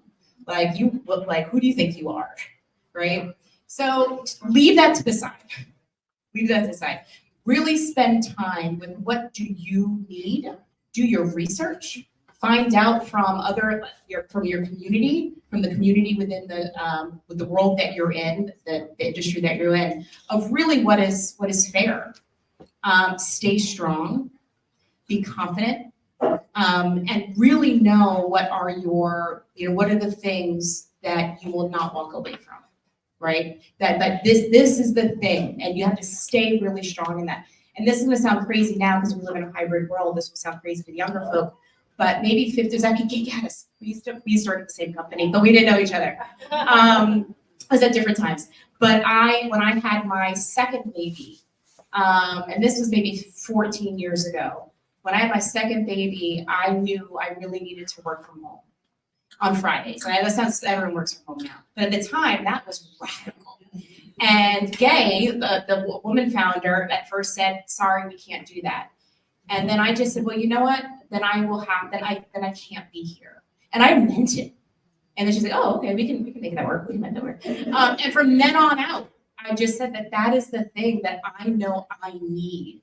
And I was actually it was very scary, but I was really surprised that every organization from then on I could always negotiate it. So do your work of what you need, what's fair market value, and just stay with it.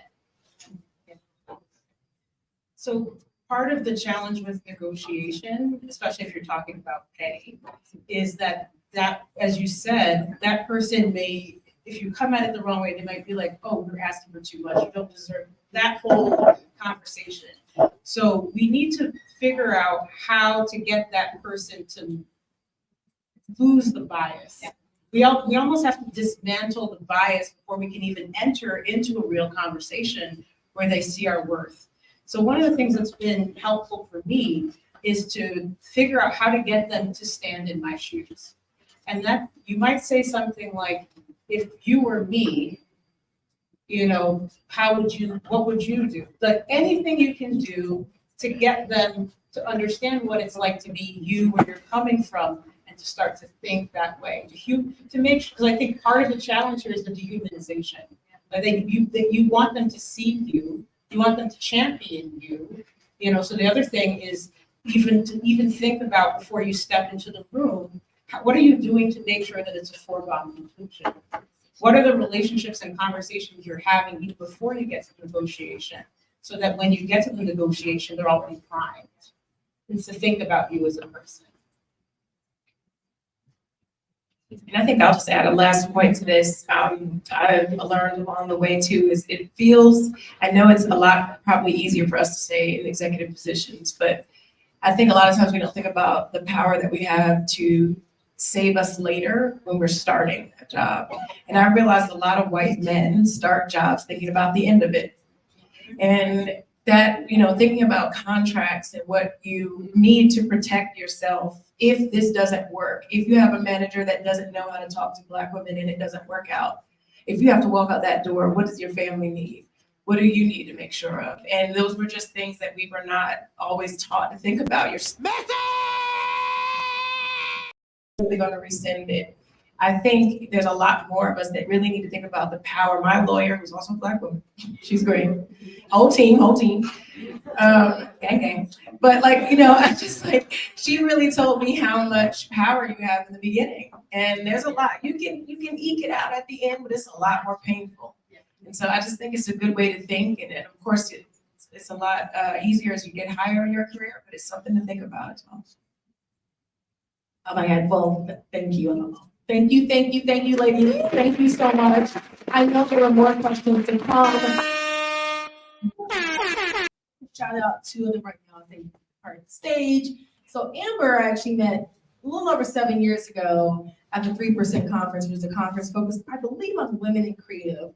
And we were in the breakout, and there were 3 brown people, and we were doing one of those little sideways moves. And some people like, if I talk to them, they're gonna talk back. And so we made eye contact. We did. And I came over. I said, oh yeah. I go, who are you? Who are you? We need to be friends. Yeah. Where are you? And so we're going to breakfast. We did. And that was I met Amber at the time when I was trying to leave the agency side. We come into LinkedIn, plus my other shout out to Ty Heath, who had a program called Transform Her. In this actual Florida experience with a program targeted for women of color in tech, and I came to actually support a friend of mine. I was like, girl, I'm busy, I'm going to LinkedIn. And I came to the event, met Ty, met someone else, and then 3 months later, I had a job offer for a job I did not know existed. Let's look at Black women, y'all. Thank you. So as we prepare for our last panel, we have one more Black media, and then we'll have the happy hour and networking time for you guys to meet and talk to all the people on the panel or each other. So as these young men, as the fellows come up, as they prepare for the final panel, get going. So I think they're getting mic'd up. So.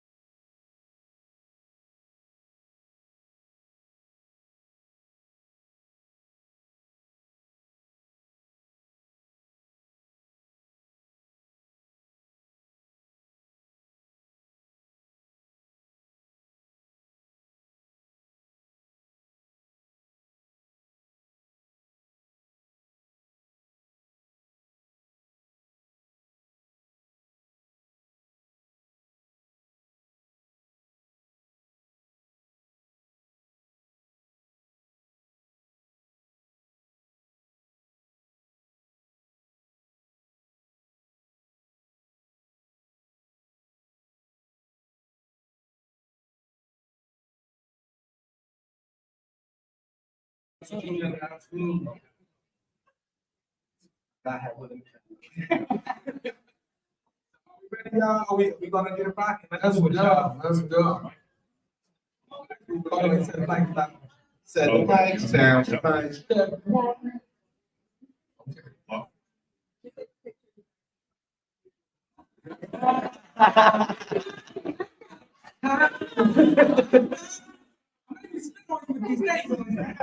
I'm going solo.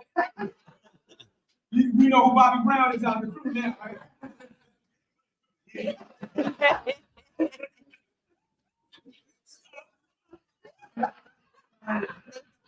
Just hilarious. You got control. So Pam's up. You got control.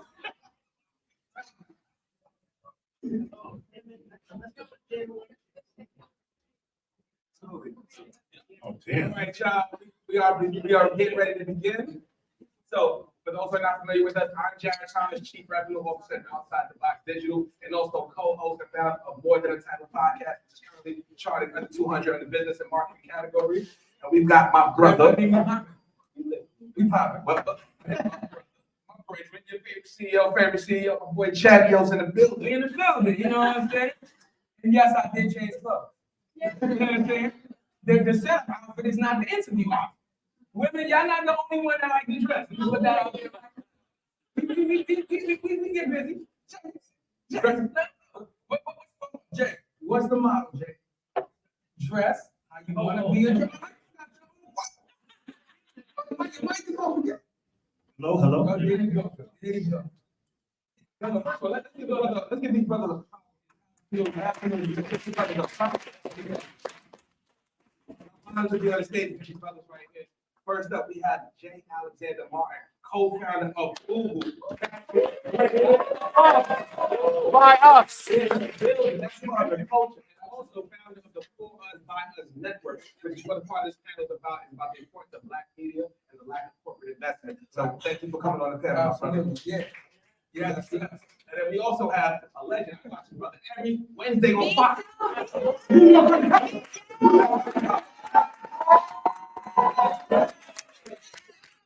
Yeah, absolutely. Yo, absolutely. Thank you, brother. Thank you, brother. You know, we're reviewing it. And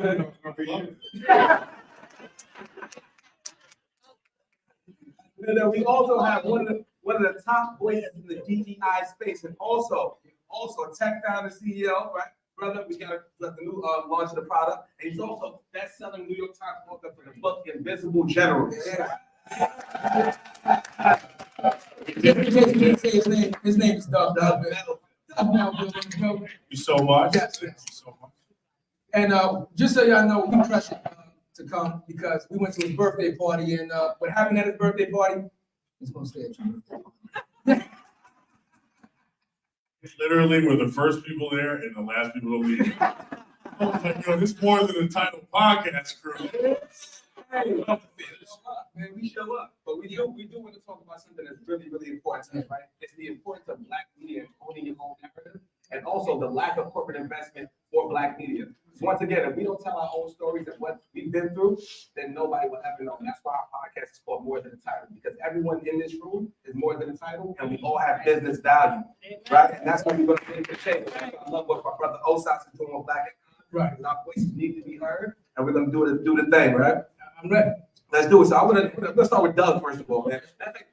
Do you have the clip real quick? Because it's a great segue. Yeah, can we put that clip up? The most quick?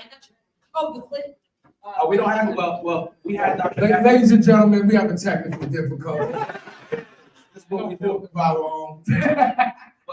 I do want to talk about, the start and the end with Doug Melville, right? So your book is Invisible Generals. Can you actually tell us what the importance of telling your own narrative and telling the Invisible General story, bro? Yeah, first of all, thank you so much for having me and coming by the birthday. And thank you all for waiting for the last panel. And so in 2011, I was invited to go see the movie Red Tails. Has anyone here ever seen the movie Red Tails? Yeah. You all know that Tuskegee Airman story. So the main character in the movie, who was played by Terrence Howard, is my grandfather. And they had invited me and the families of the other airmen to go see the movie, but then when it came on the screen, the names were changed. And I was upset about it. And I started asking people at the party, you know, like, why were all the names changed? And they kept saying, you know, Doug, you know, this is Hollywood. This is amalgamations. You know, we can't negotiate with every family. You know, and they're giving this whole story. And I went home and I talked to my dad, and he was like, well, you know, you could complain about it, but what are you going to do about it? And at the time, I was president of one of Magic Johnson's companies living in LA, and I resigned, and I said the first thing I was going to do was become a diversity officer so I could make sure companies are not going to do this to other people who were overlooked in the past. And the second thing I was going to do was research my family story. And last year, under Charlemagne the God's imprint of Simon & Schuster, I released my first book called Invisible Generals, which is the story of my grandfather and great-grandfather, the first two Black generals in American history. Yeah.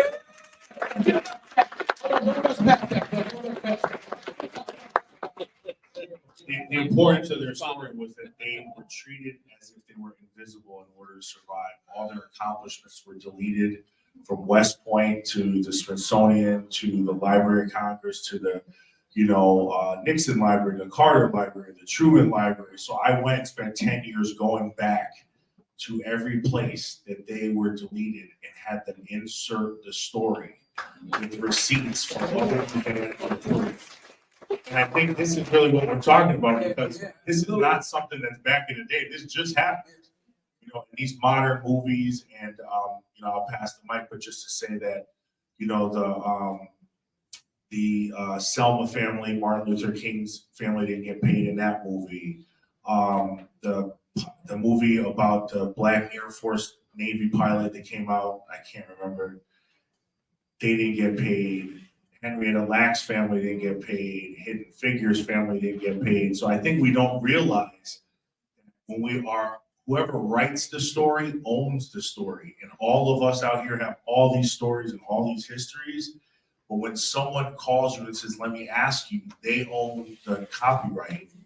And then they make the movie, and then the people of color and the Black families don't get compensated any money. So and the reason you all stay here is we have to take control of our own story, because we actually don't own anything. It's whoever writes it down and whoever sells it owns it. And we have to be very detail oriented and conscious of our stories in the past, and that could drive us to our stories in the future. Yeah, it is. I love that method. I like that, man. You know, I want to say, you know, thank you to your grandfather for his service. And, you know, I'm a serviceman myself, United States Marines. My son is in the Army, so you know, and he just came from overseas 10 months. I did some overseas tours, so we know what it is to serve our country. But I want to say this, you know, we must start taking accountability head on. I think too many of us like to talk behind the scenes. You run your mouth when you think nobody's looking, but then when it's time for some action, you get quiet. See, leaders lead from the front. So what Doug said was he quit, and this resonated with me. He quit and he said, I'm gonna take this story by the helm, and I'm gonna make sure my family's legacy is remembered. And I relate to that because I've been in a lot of positions where I've always been in management and things of that nature, and I've seen a lot of bad things happen to my crew, right? A lot of bad things, not getting paid, underpaid, etc. And a lot of times I walked away from situations because I'm like, if they're not good, I'm not good.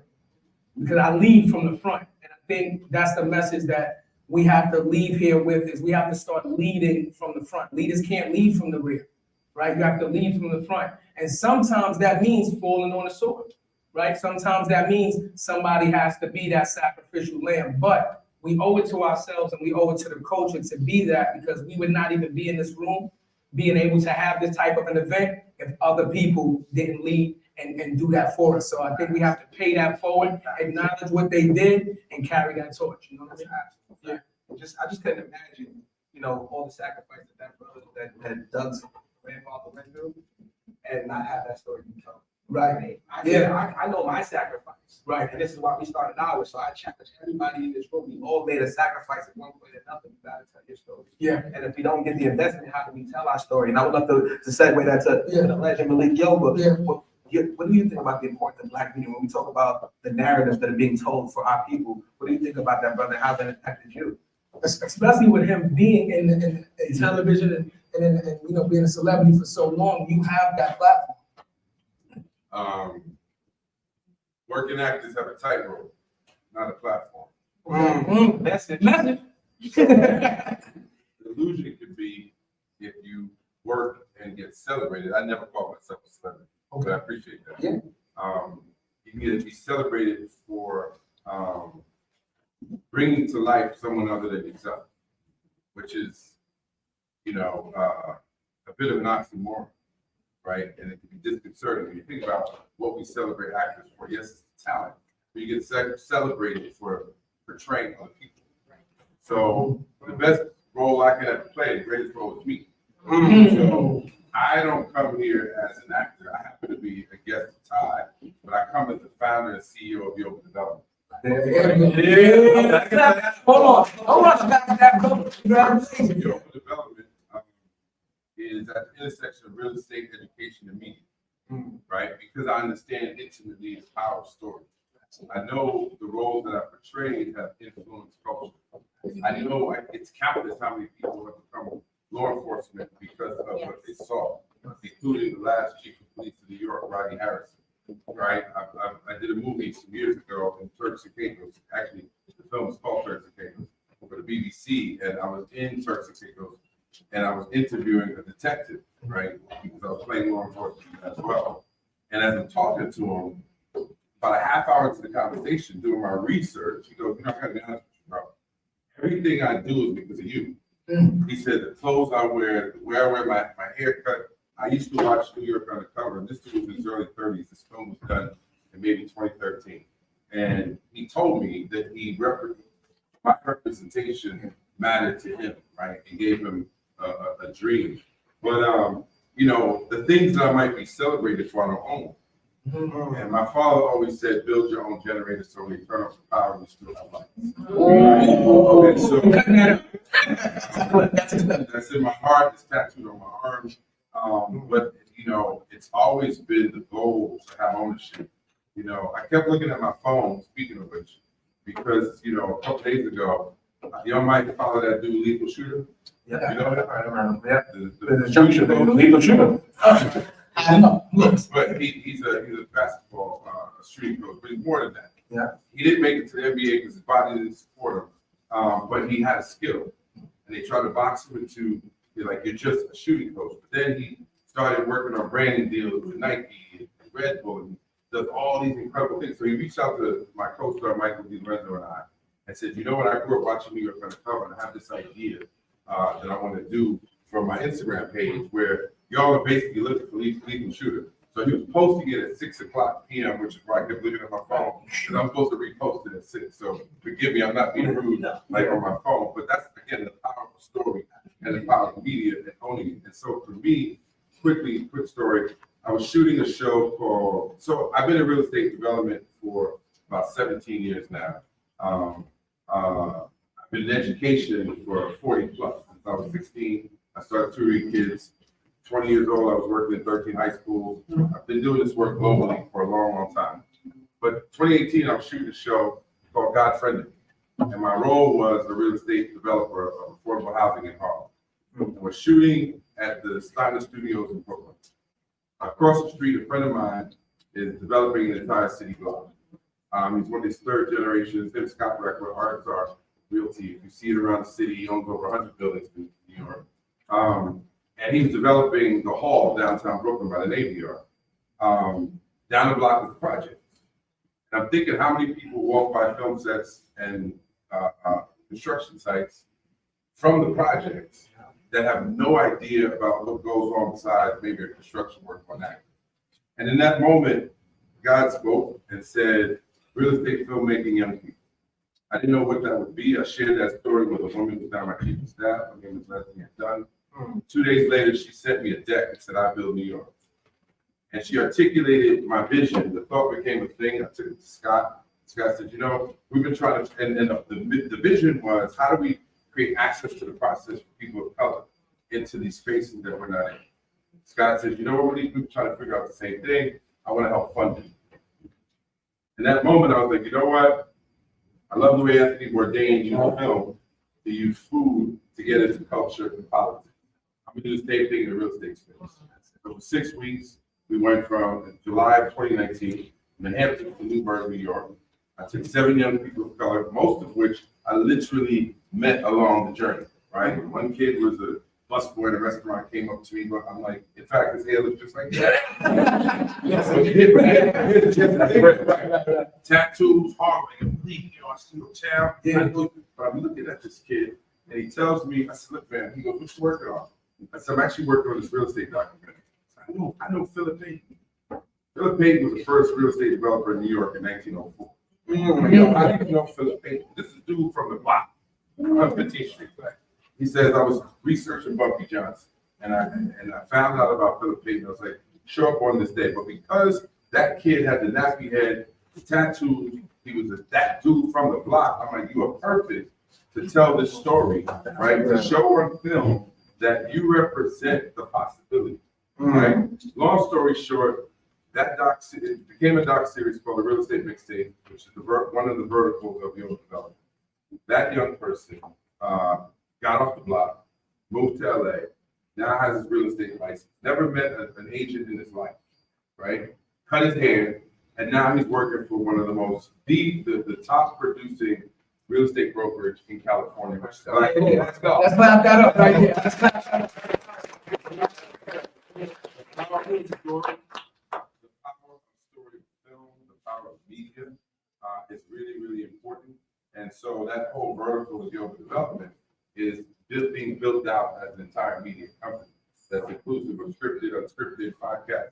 Again, because in this space, if you walk around this world, right? I just left a South African gallerist, right, who's in town, and he's looking for a gallery space in Chicago. So I called one of my real estate guys in Chicago and said, yo, my man's gonna be in Chicago Saturday. I need you to find a space. And I said to this cat from South Africa, I said, when you're here in America, if you're looking for that black developer, that black designer, that black, agent or that black designer, like where do you go? So we're creating that space. So to your point about the power of starting something is I affirm that because I'm living that every day. Yeah, it is. Yeah, it is.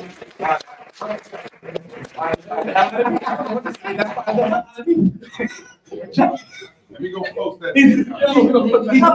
He said women, not women, he said children, real estate, and education. Real estate, yeah, education, and media. And with that, Jay, Here we go. Jay, for you being such an icon and your brand being a part of culture, right? Changing a lot of the culture, right? When you made the transition to media, I would love to know what the importance of media means to you and why do you want to go that route versus anything else? I think no, but basically in the end, there was no more vehicles for us to park our boat. I mean, he controls the media, controls the world. So again, a lot of times, how do I get my clothes out? How do I get it from? Yeah, there you go. Hello. There you go. There you go. So, again, how do I get my clothing out to the masses? So I'm like, okay, what's the next thing? Digital. I mean, I started Forest Bias Network. Actually, originally was Food Network, 2005. So I've been doing this for long time, and it's just finally started to get some type of traction. So again, to be honest, I think with us, say us, because again, I'm for us by us. That's my mantra. That's who I am. I think we need to stop with our little bubbles, because again, you have this group over here, and they're all talking with each other. And this group over here will never talk to that group, and that group will never talk to that group. And we have to all pull the seats together and come together. It's Forest Bias for a reason. For us, all of us to achieve something. And again, I'm of the ilk of scaling. I start my own business, I create what I need, and I keep going. I hire my own people, I hire my friends, I hire my cousins, I hire people that that look like me, people that even don't look like me. Because again, we live with each other, but I'm gonna make sure my people have a chance. So I'm not looking to, again, I know we're talking 10 minutes, no, I'm gonna. You see already, people, the camera, don't think he gonna pay attention.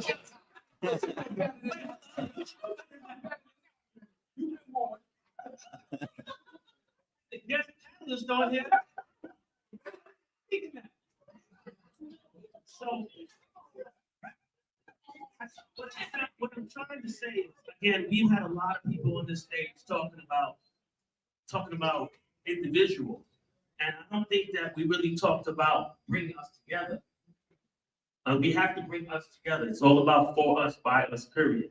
Again, how long have I known you? Since I was wearing football in New York Cup. No. I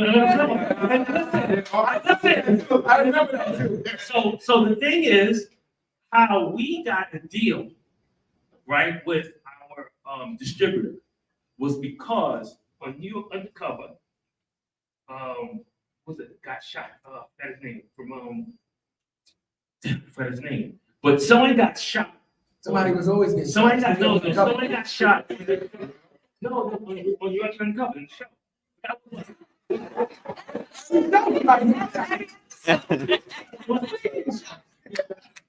Shot, and he wore. Was it the little boy? No, it wasn't a little boy. He wore FUBU in it because we would go to the set every week, and he would listen to my demo. And we would watch, wear this. Somebody please wear this, and we'd go every day. And one day they said, "All right, we'll take it," and the wardrobe took it and put it on one of the characters that got shot. Thinking, I don't know what they were thinking, but no, fine, I don't have a problem. We gotta look. And from then on, we were like, yo, that's it. Everyone came to us. But again, it's opportunity that you don't see, that you don't think, that helps you because you gave us the opportunity. And again, you have to think about giving each one teach one, each one give each other opportunity. And when you get an opportunity, or I become the biggest thing ever, and I birth others to create another brand, to create another brand, to create another brand. And we can't keep looking to go to someone else that don't want us. Let's create our own. Well,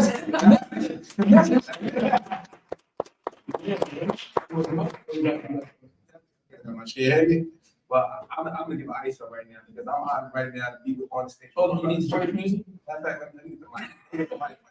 So I'm gonna let y'all know my background, right? I'm from the Bronx, New York. My mom's in the Which one of these young women is your mama? Right there, mama love, right there. Malik, you gotta stop.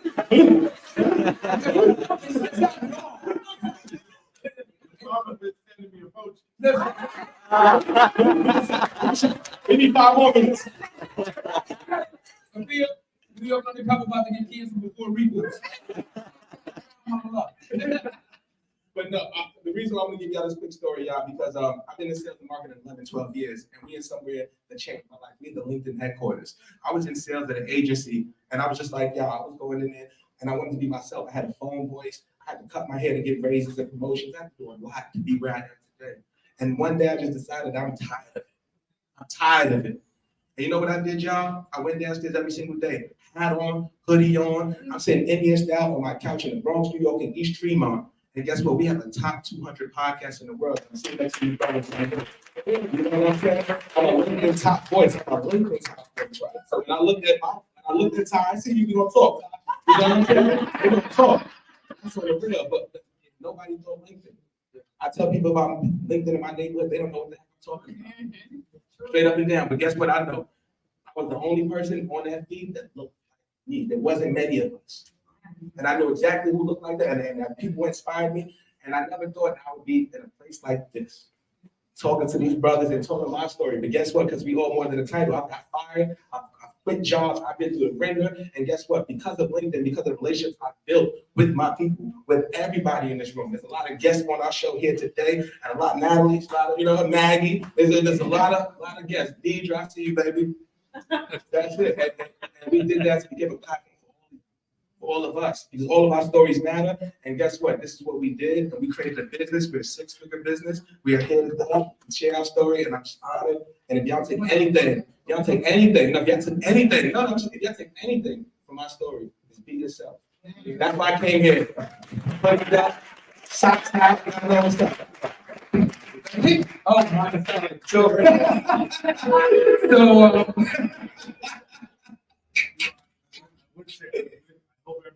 Yeah.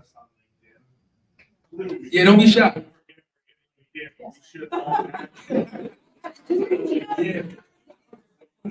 Listen, hold on. Yeah, Doug, you almost like 200,000 on LinkedIn. So Doug got a waiting list, just so y'all know. If y'all, it took me like 3 weeks out of Doug. I said connect, Doug. Doug said connect. Doug said connect. Well, hold on, wait. We said that. Yeah. So we've been signaled that this is the Q&A portion of the event. Does anybody have any questions for any one of these esteemed panelists? Young lady in the red. Thank you, Chandra Gwen McKinney, advertising firm. And question for you, I'd love to hear more about Jody AI, because one of the things that I'm thinking a lot about, all of the panels today, thinking about the future. I think Jason touched on that and some other folks, but AI and what we need to know, what's the future look like, particularly for people who work in DEI? Yeah, great question. Thank you. I think we really need to all educate ourselves and update ourselves on AI, because people like to say the letters, but they don't really know cognitively what it means. People like AI. But a quick story. I'm a 20-year professional. The first 10 years of my career, I used to help entertainers create passion projects. So the Side Hustles, J-Lo by Jennifer Lopez, or Magic Johnson, or Britney Spears with her Fantasy. And during that time, I focused on niche markets, LGBT, people of color, women, etc.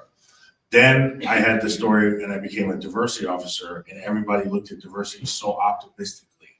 Everybody's like, "What? Diversity is like a domestic emerging market. It's amazing. We should do more."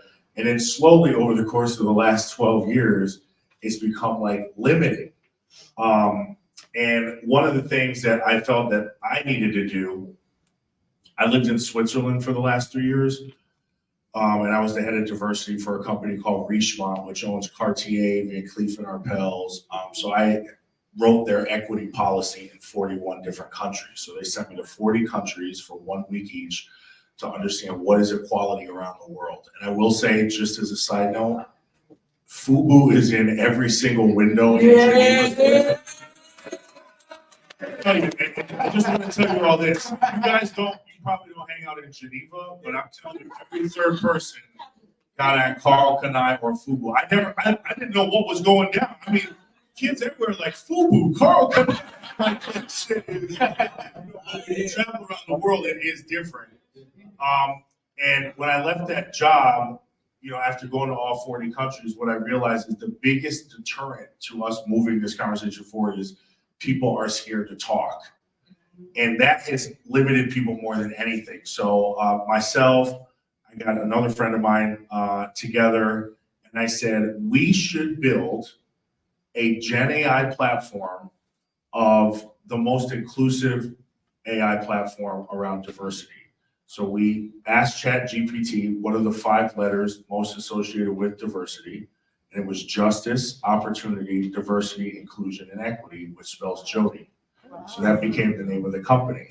Then we said, we want to download all of my brain, all of top D&I officers' brain. We partnered with McKinsey. They gave us all their data and resources, and we fine-tuned an AI that you can subscribe to, just like you do Grammarly or Spotify. And you can ask it any question. What's a pronoun? Being targeted at work? What's the difference between Black and African American? And to your point about building community, I would like everyone to contribute their best practices to the platform, so we can actually have a tool that we can control that helps us define how we would like to be discussed in corporate environments and not leave it all to the company. So you can go to jodyai.com. We're in beta right now. JODI, jodyai.com. And if anyone here wants to be a beta tester, send me a note, and I would love to get you on the platform. Use it. We're getting calls from all over platforms, different countries, different companies, because until we have a technology that we control, that we can scale, that we can get subscribers, that we feed, to your point of we don't own anything, we don't really have the opportunity to create anything because we're at the beck and call of the people who created the system to limit us. We have to create our own system, and I feel artificial intelligence today is our opportunity to do that. So are you connected with Latimer and the Latimer project that is going around using the archives that HBCUs to build an AI platform? Oh, I've heard about them. We're not connected to them, but I am familiar with them. We're a little bit more corporate, like we want to make sure executives, but I do like that part of the HBC. Yeah, okay.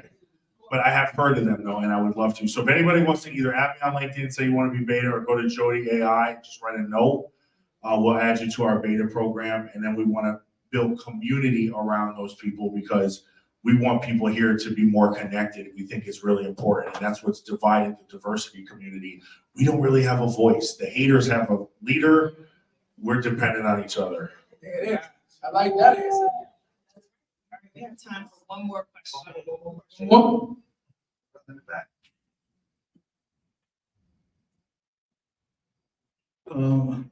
Big fan of everybody on the stage, especially Malik. Say, I owe you money. You got the glasses on. Oh, okay. Let me got the glasses on. I'm scared to walk out this door. Get hit. So, funny enough, I relate to every single thing each and every one has talked about. Most people know me as a musician, but in my other life, I work in tech, I work in healthcare, I work in IT, I'm an AI subject matter expert. I do a lot of stuff. I'm 40, but sometimes I hang around with 19-year-olds, so they don't know. How can we, okay, I'll give you a little background to help you understand my question. I lived in New York City for about 11 years. I'm from England. I grew up in South London. So I've been a city kid all my life. I've been around diverse people, a lot of Black people, a lot of different cultures. I'm also African, so I had a step where I was, being naughty. So my parents sent me to Nigeria to learn discipline, which most African parents do. So I've had, the all-round exposure of life, pretty much. But during the pandemic, when, it was cool to be able to work from home and remote, I decided, you know what? I'm making New York salary, but maybe if I find somewhere in the Midwest where land is cheap, I can buy a big space and live my dream on a ranch, right? The other side of that story is that, I went into the wild, wild west of America where most of you guys don't really experience, where the racism is in your face. I mean, in your face. A lot of the places I walk into, I'm usually the only Black person. And everyone's looking at me like, how does this guy with dreadlocks get in here? But I got in there because of my technical abilities that most of the folks who earn that space probably don't know how to do. So they had no choice but to get me in there.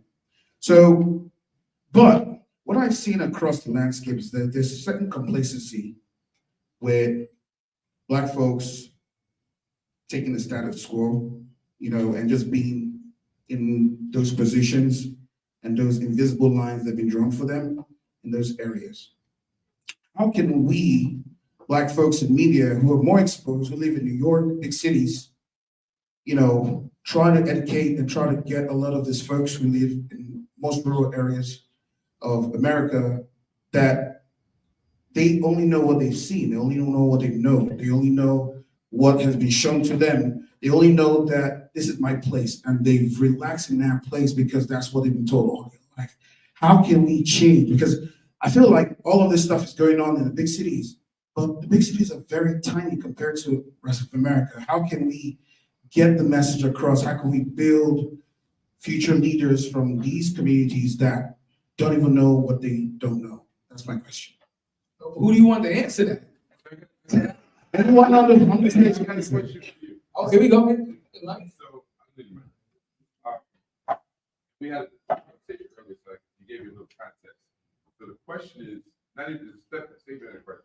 We have to be the message we want to bring, right? And so I think we have to start small and with the truth. So you're living in Wisconsin, so you see a set of circumstances and problems that you can solve for because you're on the ground. And so the question back to you, and you don't have to answer it right now, but I really think you need to ruminate on it, is what can I do in the community I live in? You're in an 1.5-acre farm in the middle of Wisconsin with not a lot of representation. And you work in tech and you say you're a subject matter expert in AI. So then the question for you is to really sit with, what can I do from where I sit? Right? I feel fortunate that I do get to travel throughout, right? In the last 2 years, I've been in almost 50 cities just screening my real estate documentary, right? Oftentimes in spaces and places where we're underrepresented in the middle of America. And you make a great point. In New York and LA, we're a little spoiled and biased because we have diversity. But America is pretty much black and white, right? And so I'm just going to leave that with you because I'm sure everybody has a different answer. But I think that when we get the question, that's the gift and the opportunity. And too often we ask, well, how come they don't do, like for me in real estate, I hear all the time, why they keep building shit we can't afford?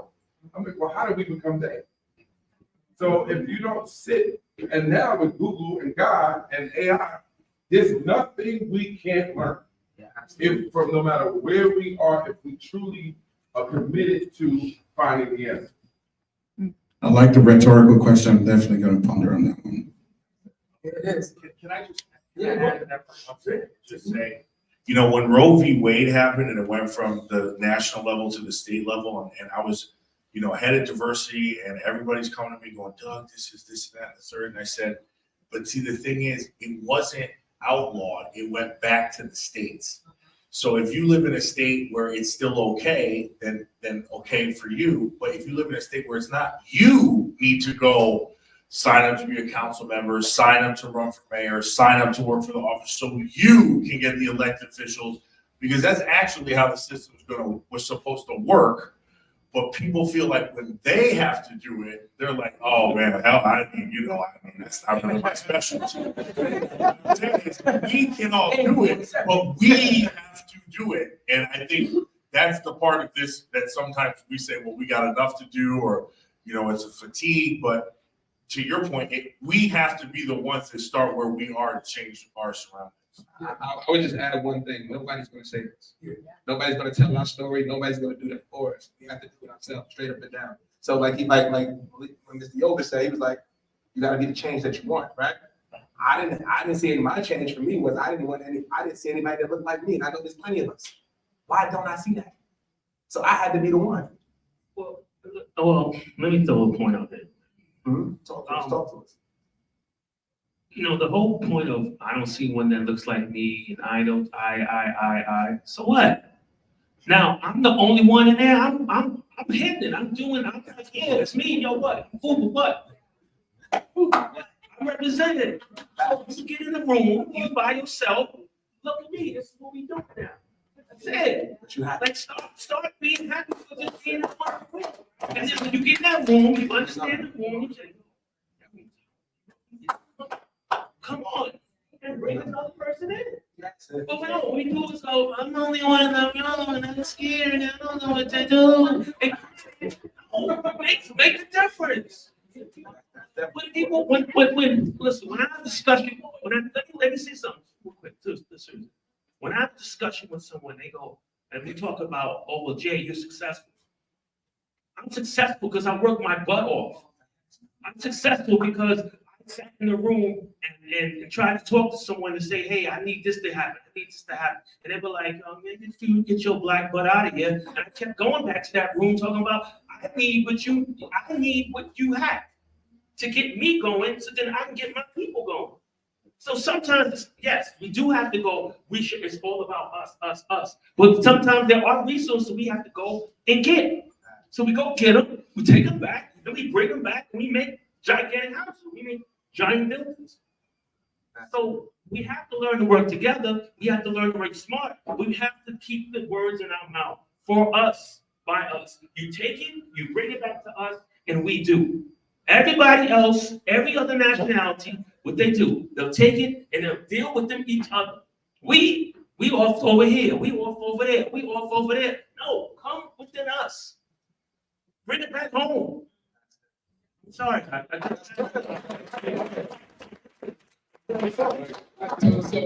Wait, so I not throw something on this. I'm just gonna say this. I appreciate what everybody said on this panel. But I'm gonna say this, all right? I respect where you come from, but where I come from, we're gonna take any inspiration we could get. I'm gonna say it again. In the environment that I was raised in, are we gonna take any inspiration we can get? So if we see a Black brother on TV that got a job, and whether you represent that or not, it was better than what we was living, then we gonna take any inspiration we can get. Start celebrating the small victories, because you change people's lives. So if you change one person's life, he changes his family life, you start a domino effect. We gotta remember this, right? Change starts small. We can't change everybody, and what has been done to us was over hundreds of years. We're not going to change this immediately, right? Change starts small. So let's start celebrating small victories. We're gonna support each other, right? Each one teach one. And with that said, happy hour! I'm gonna support you with a shot. Yes, the brothers. Yes, thank you. Yes, the photo. Yes. Thank you, Jared, Chad, J. Alexander, Malik, Doug. My 90s, like I think my 90s and this.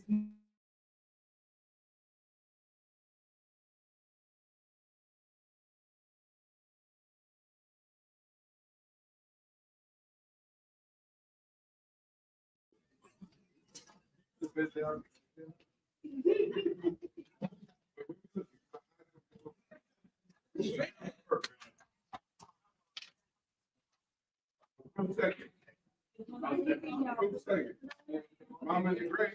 You were great.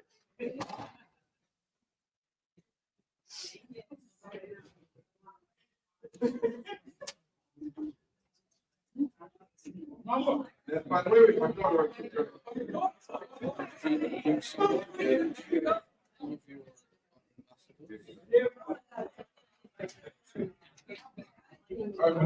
Yes, thank you. Yes, it's happy hour. But just to wrap things up, thank you all so much for your time and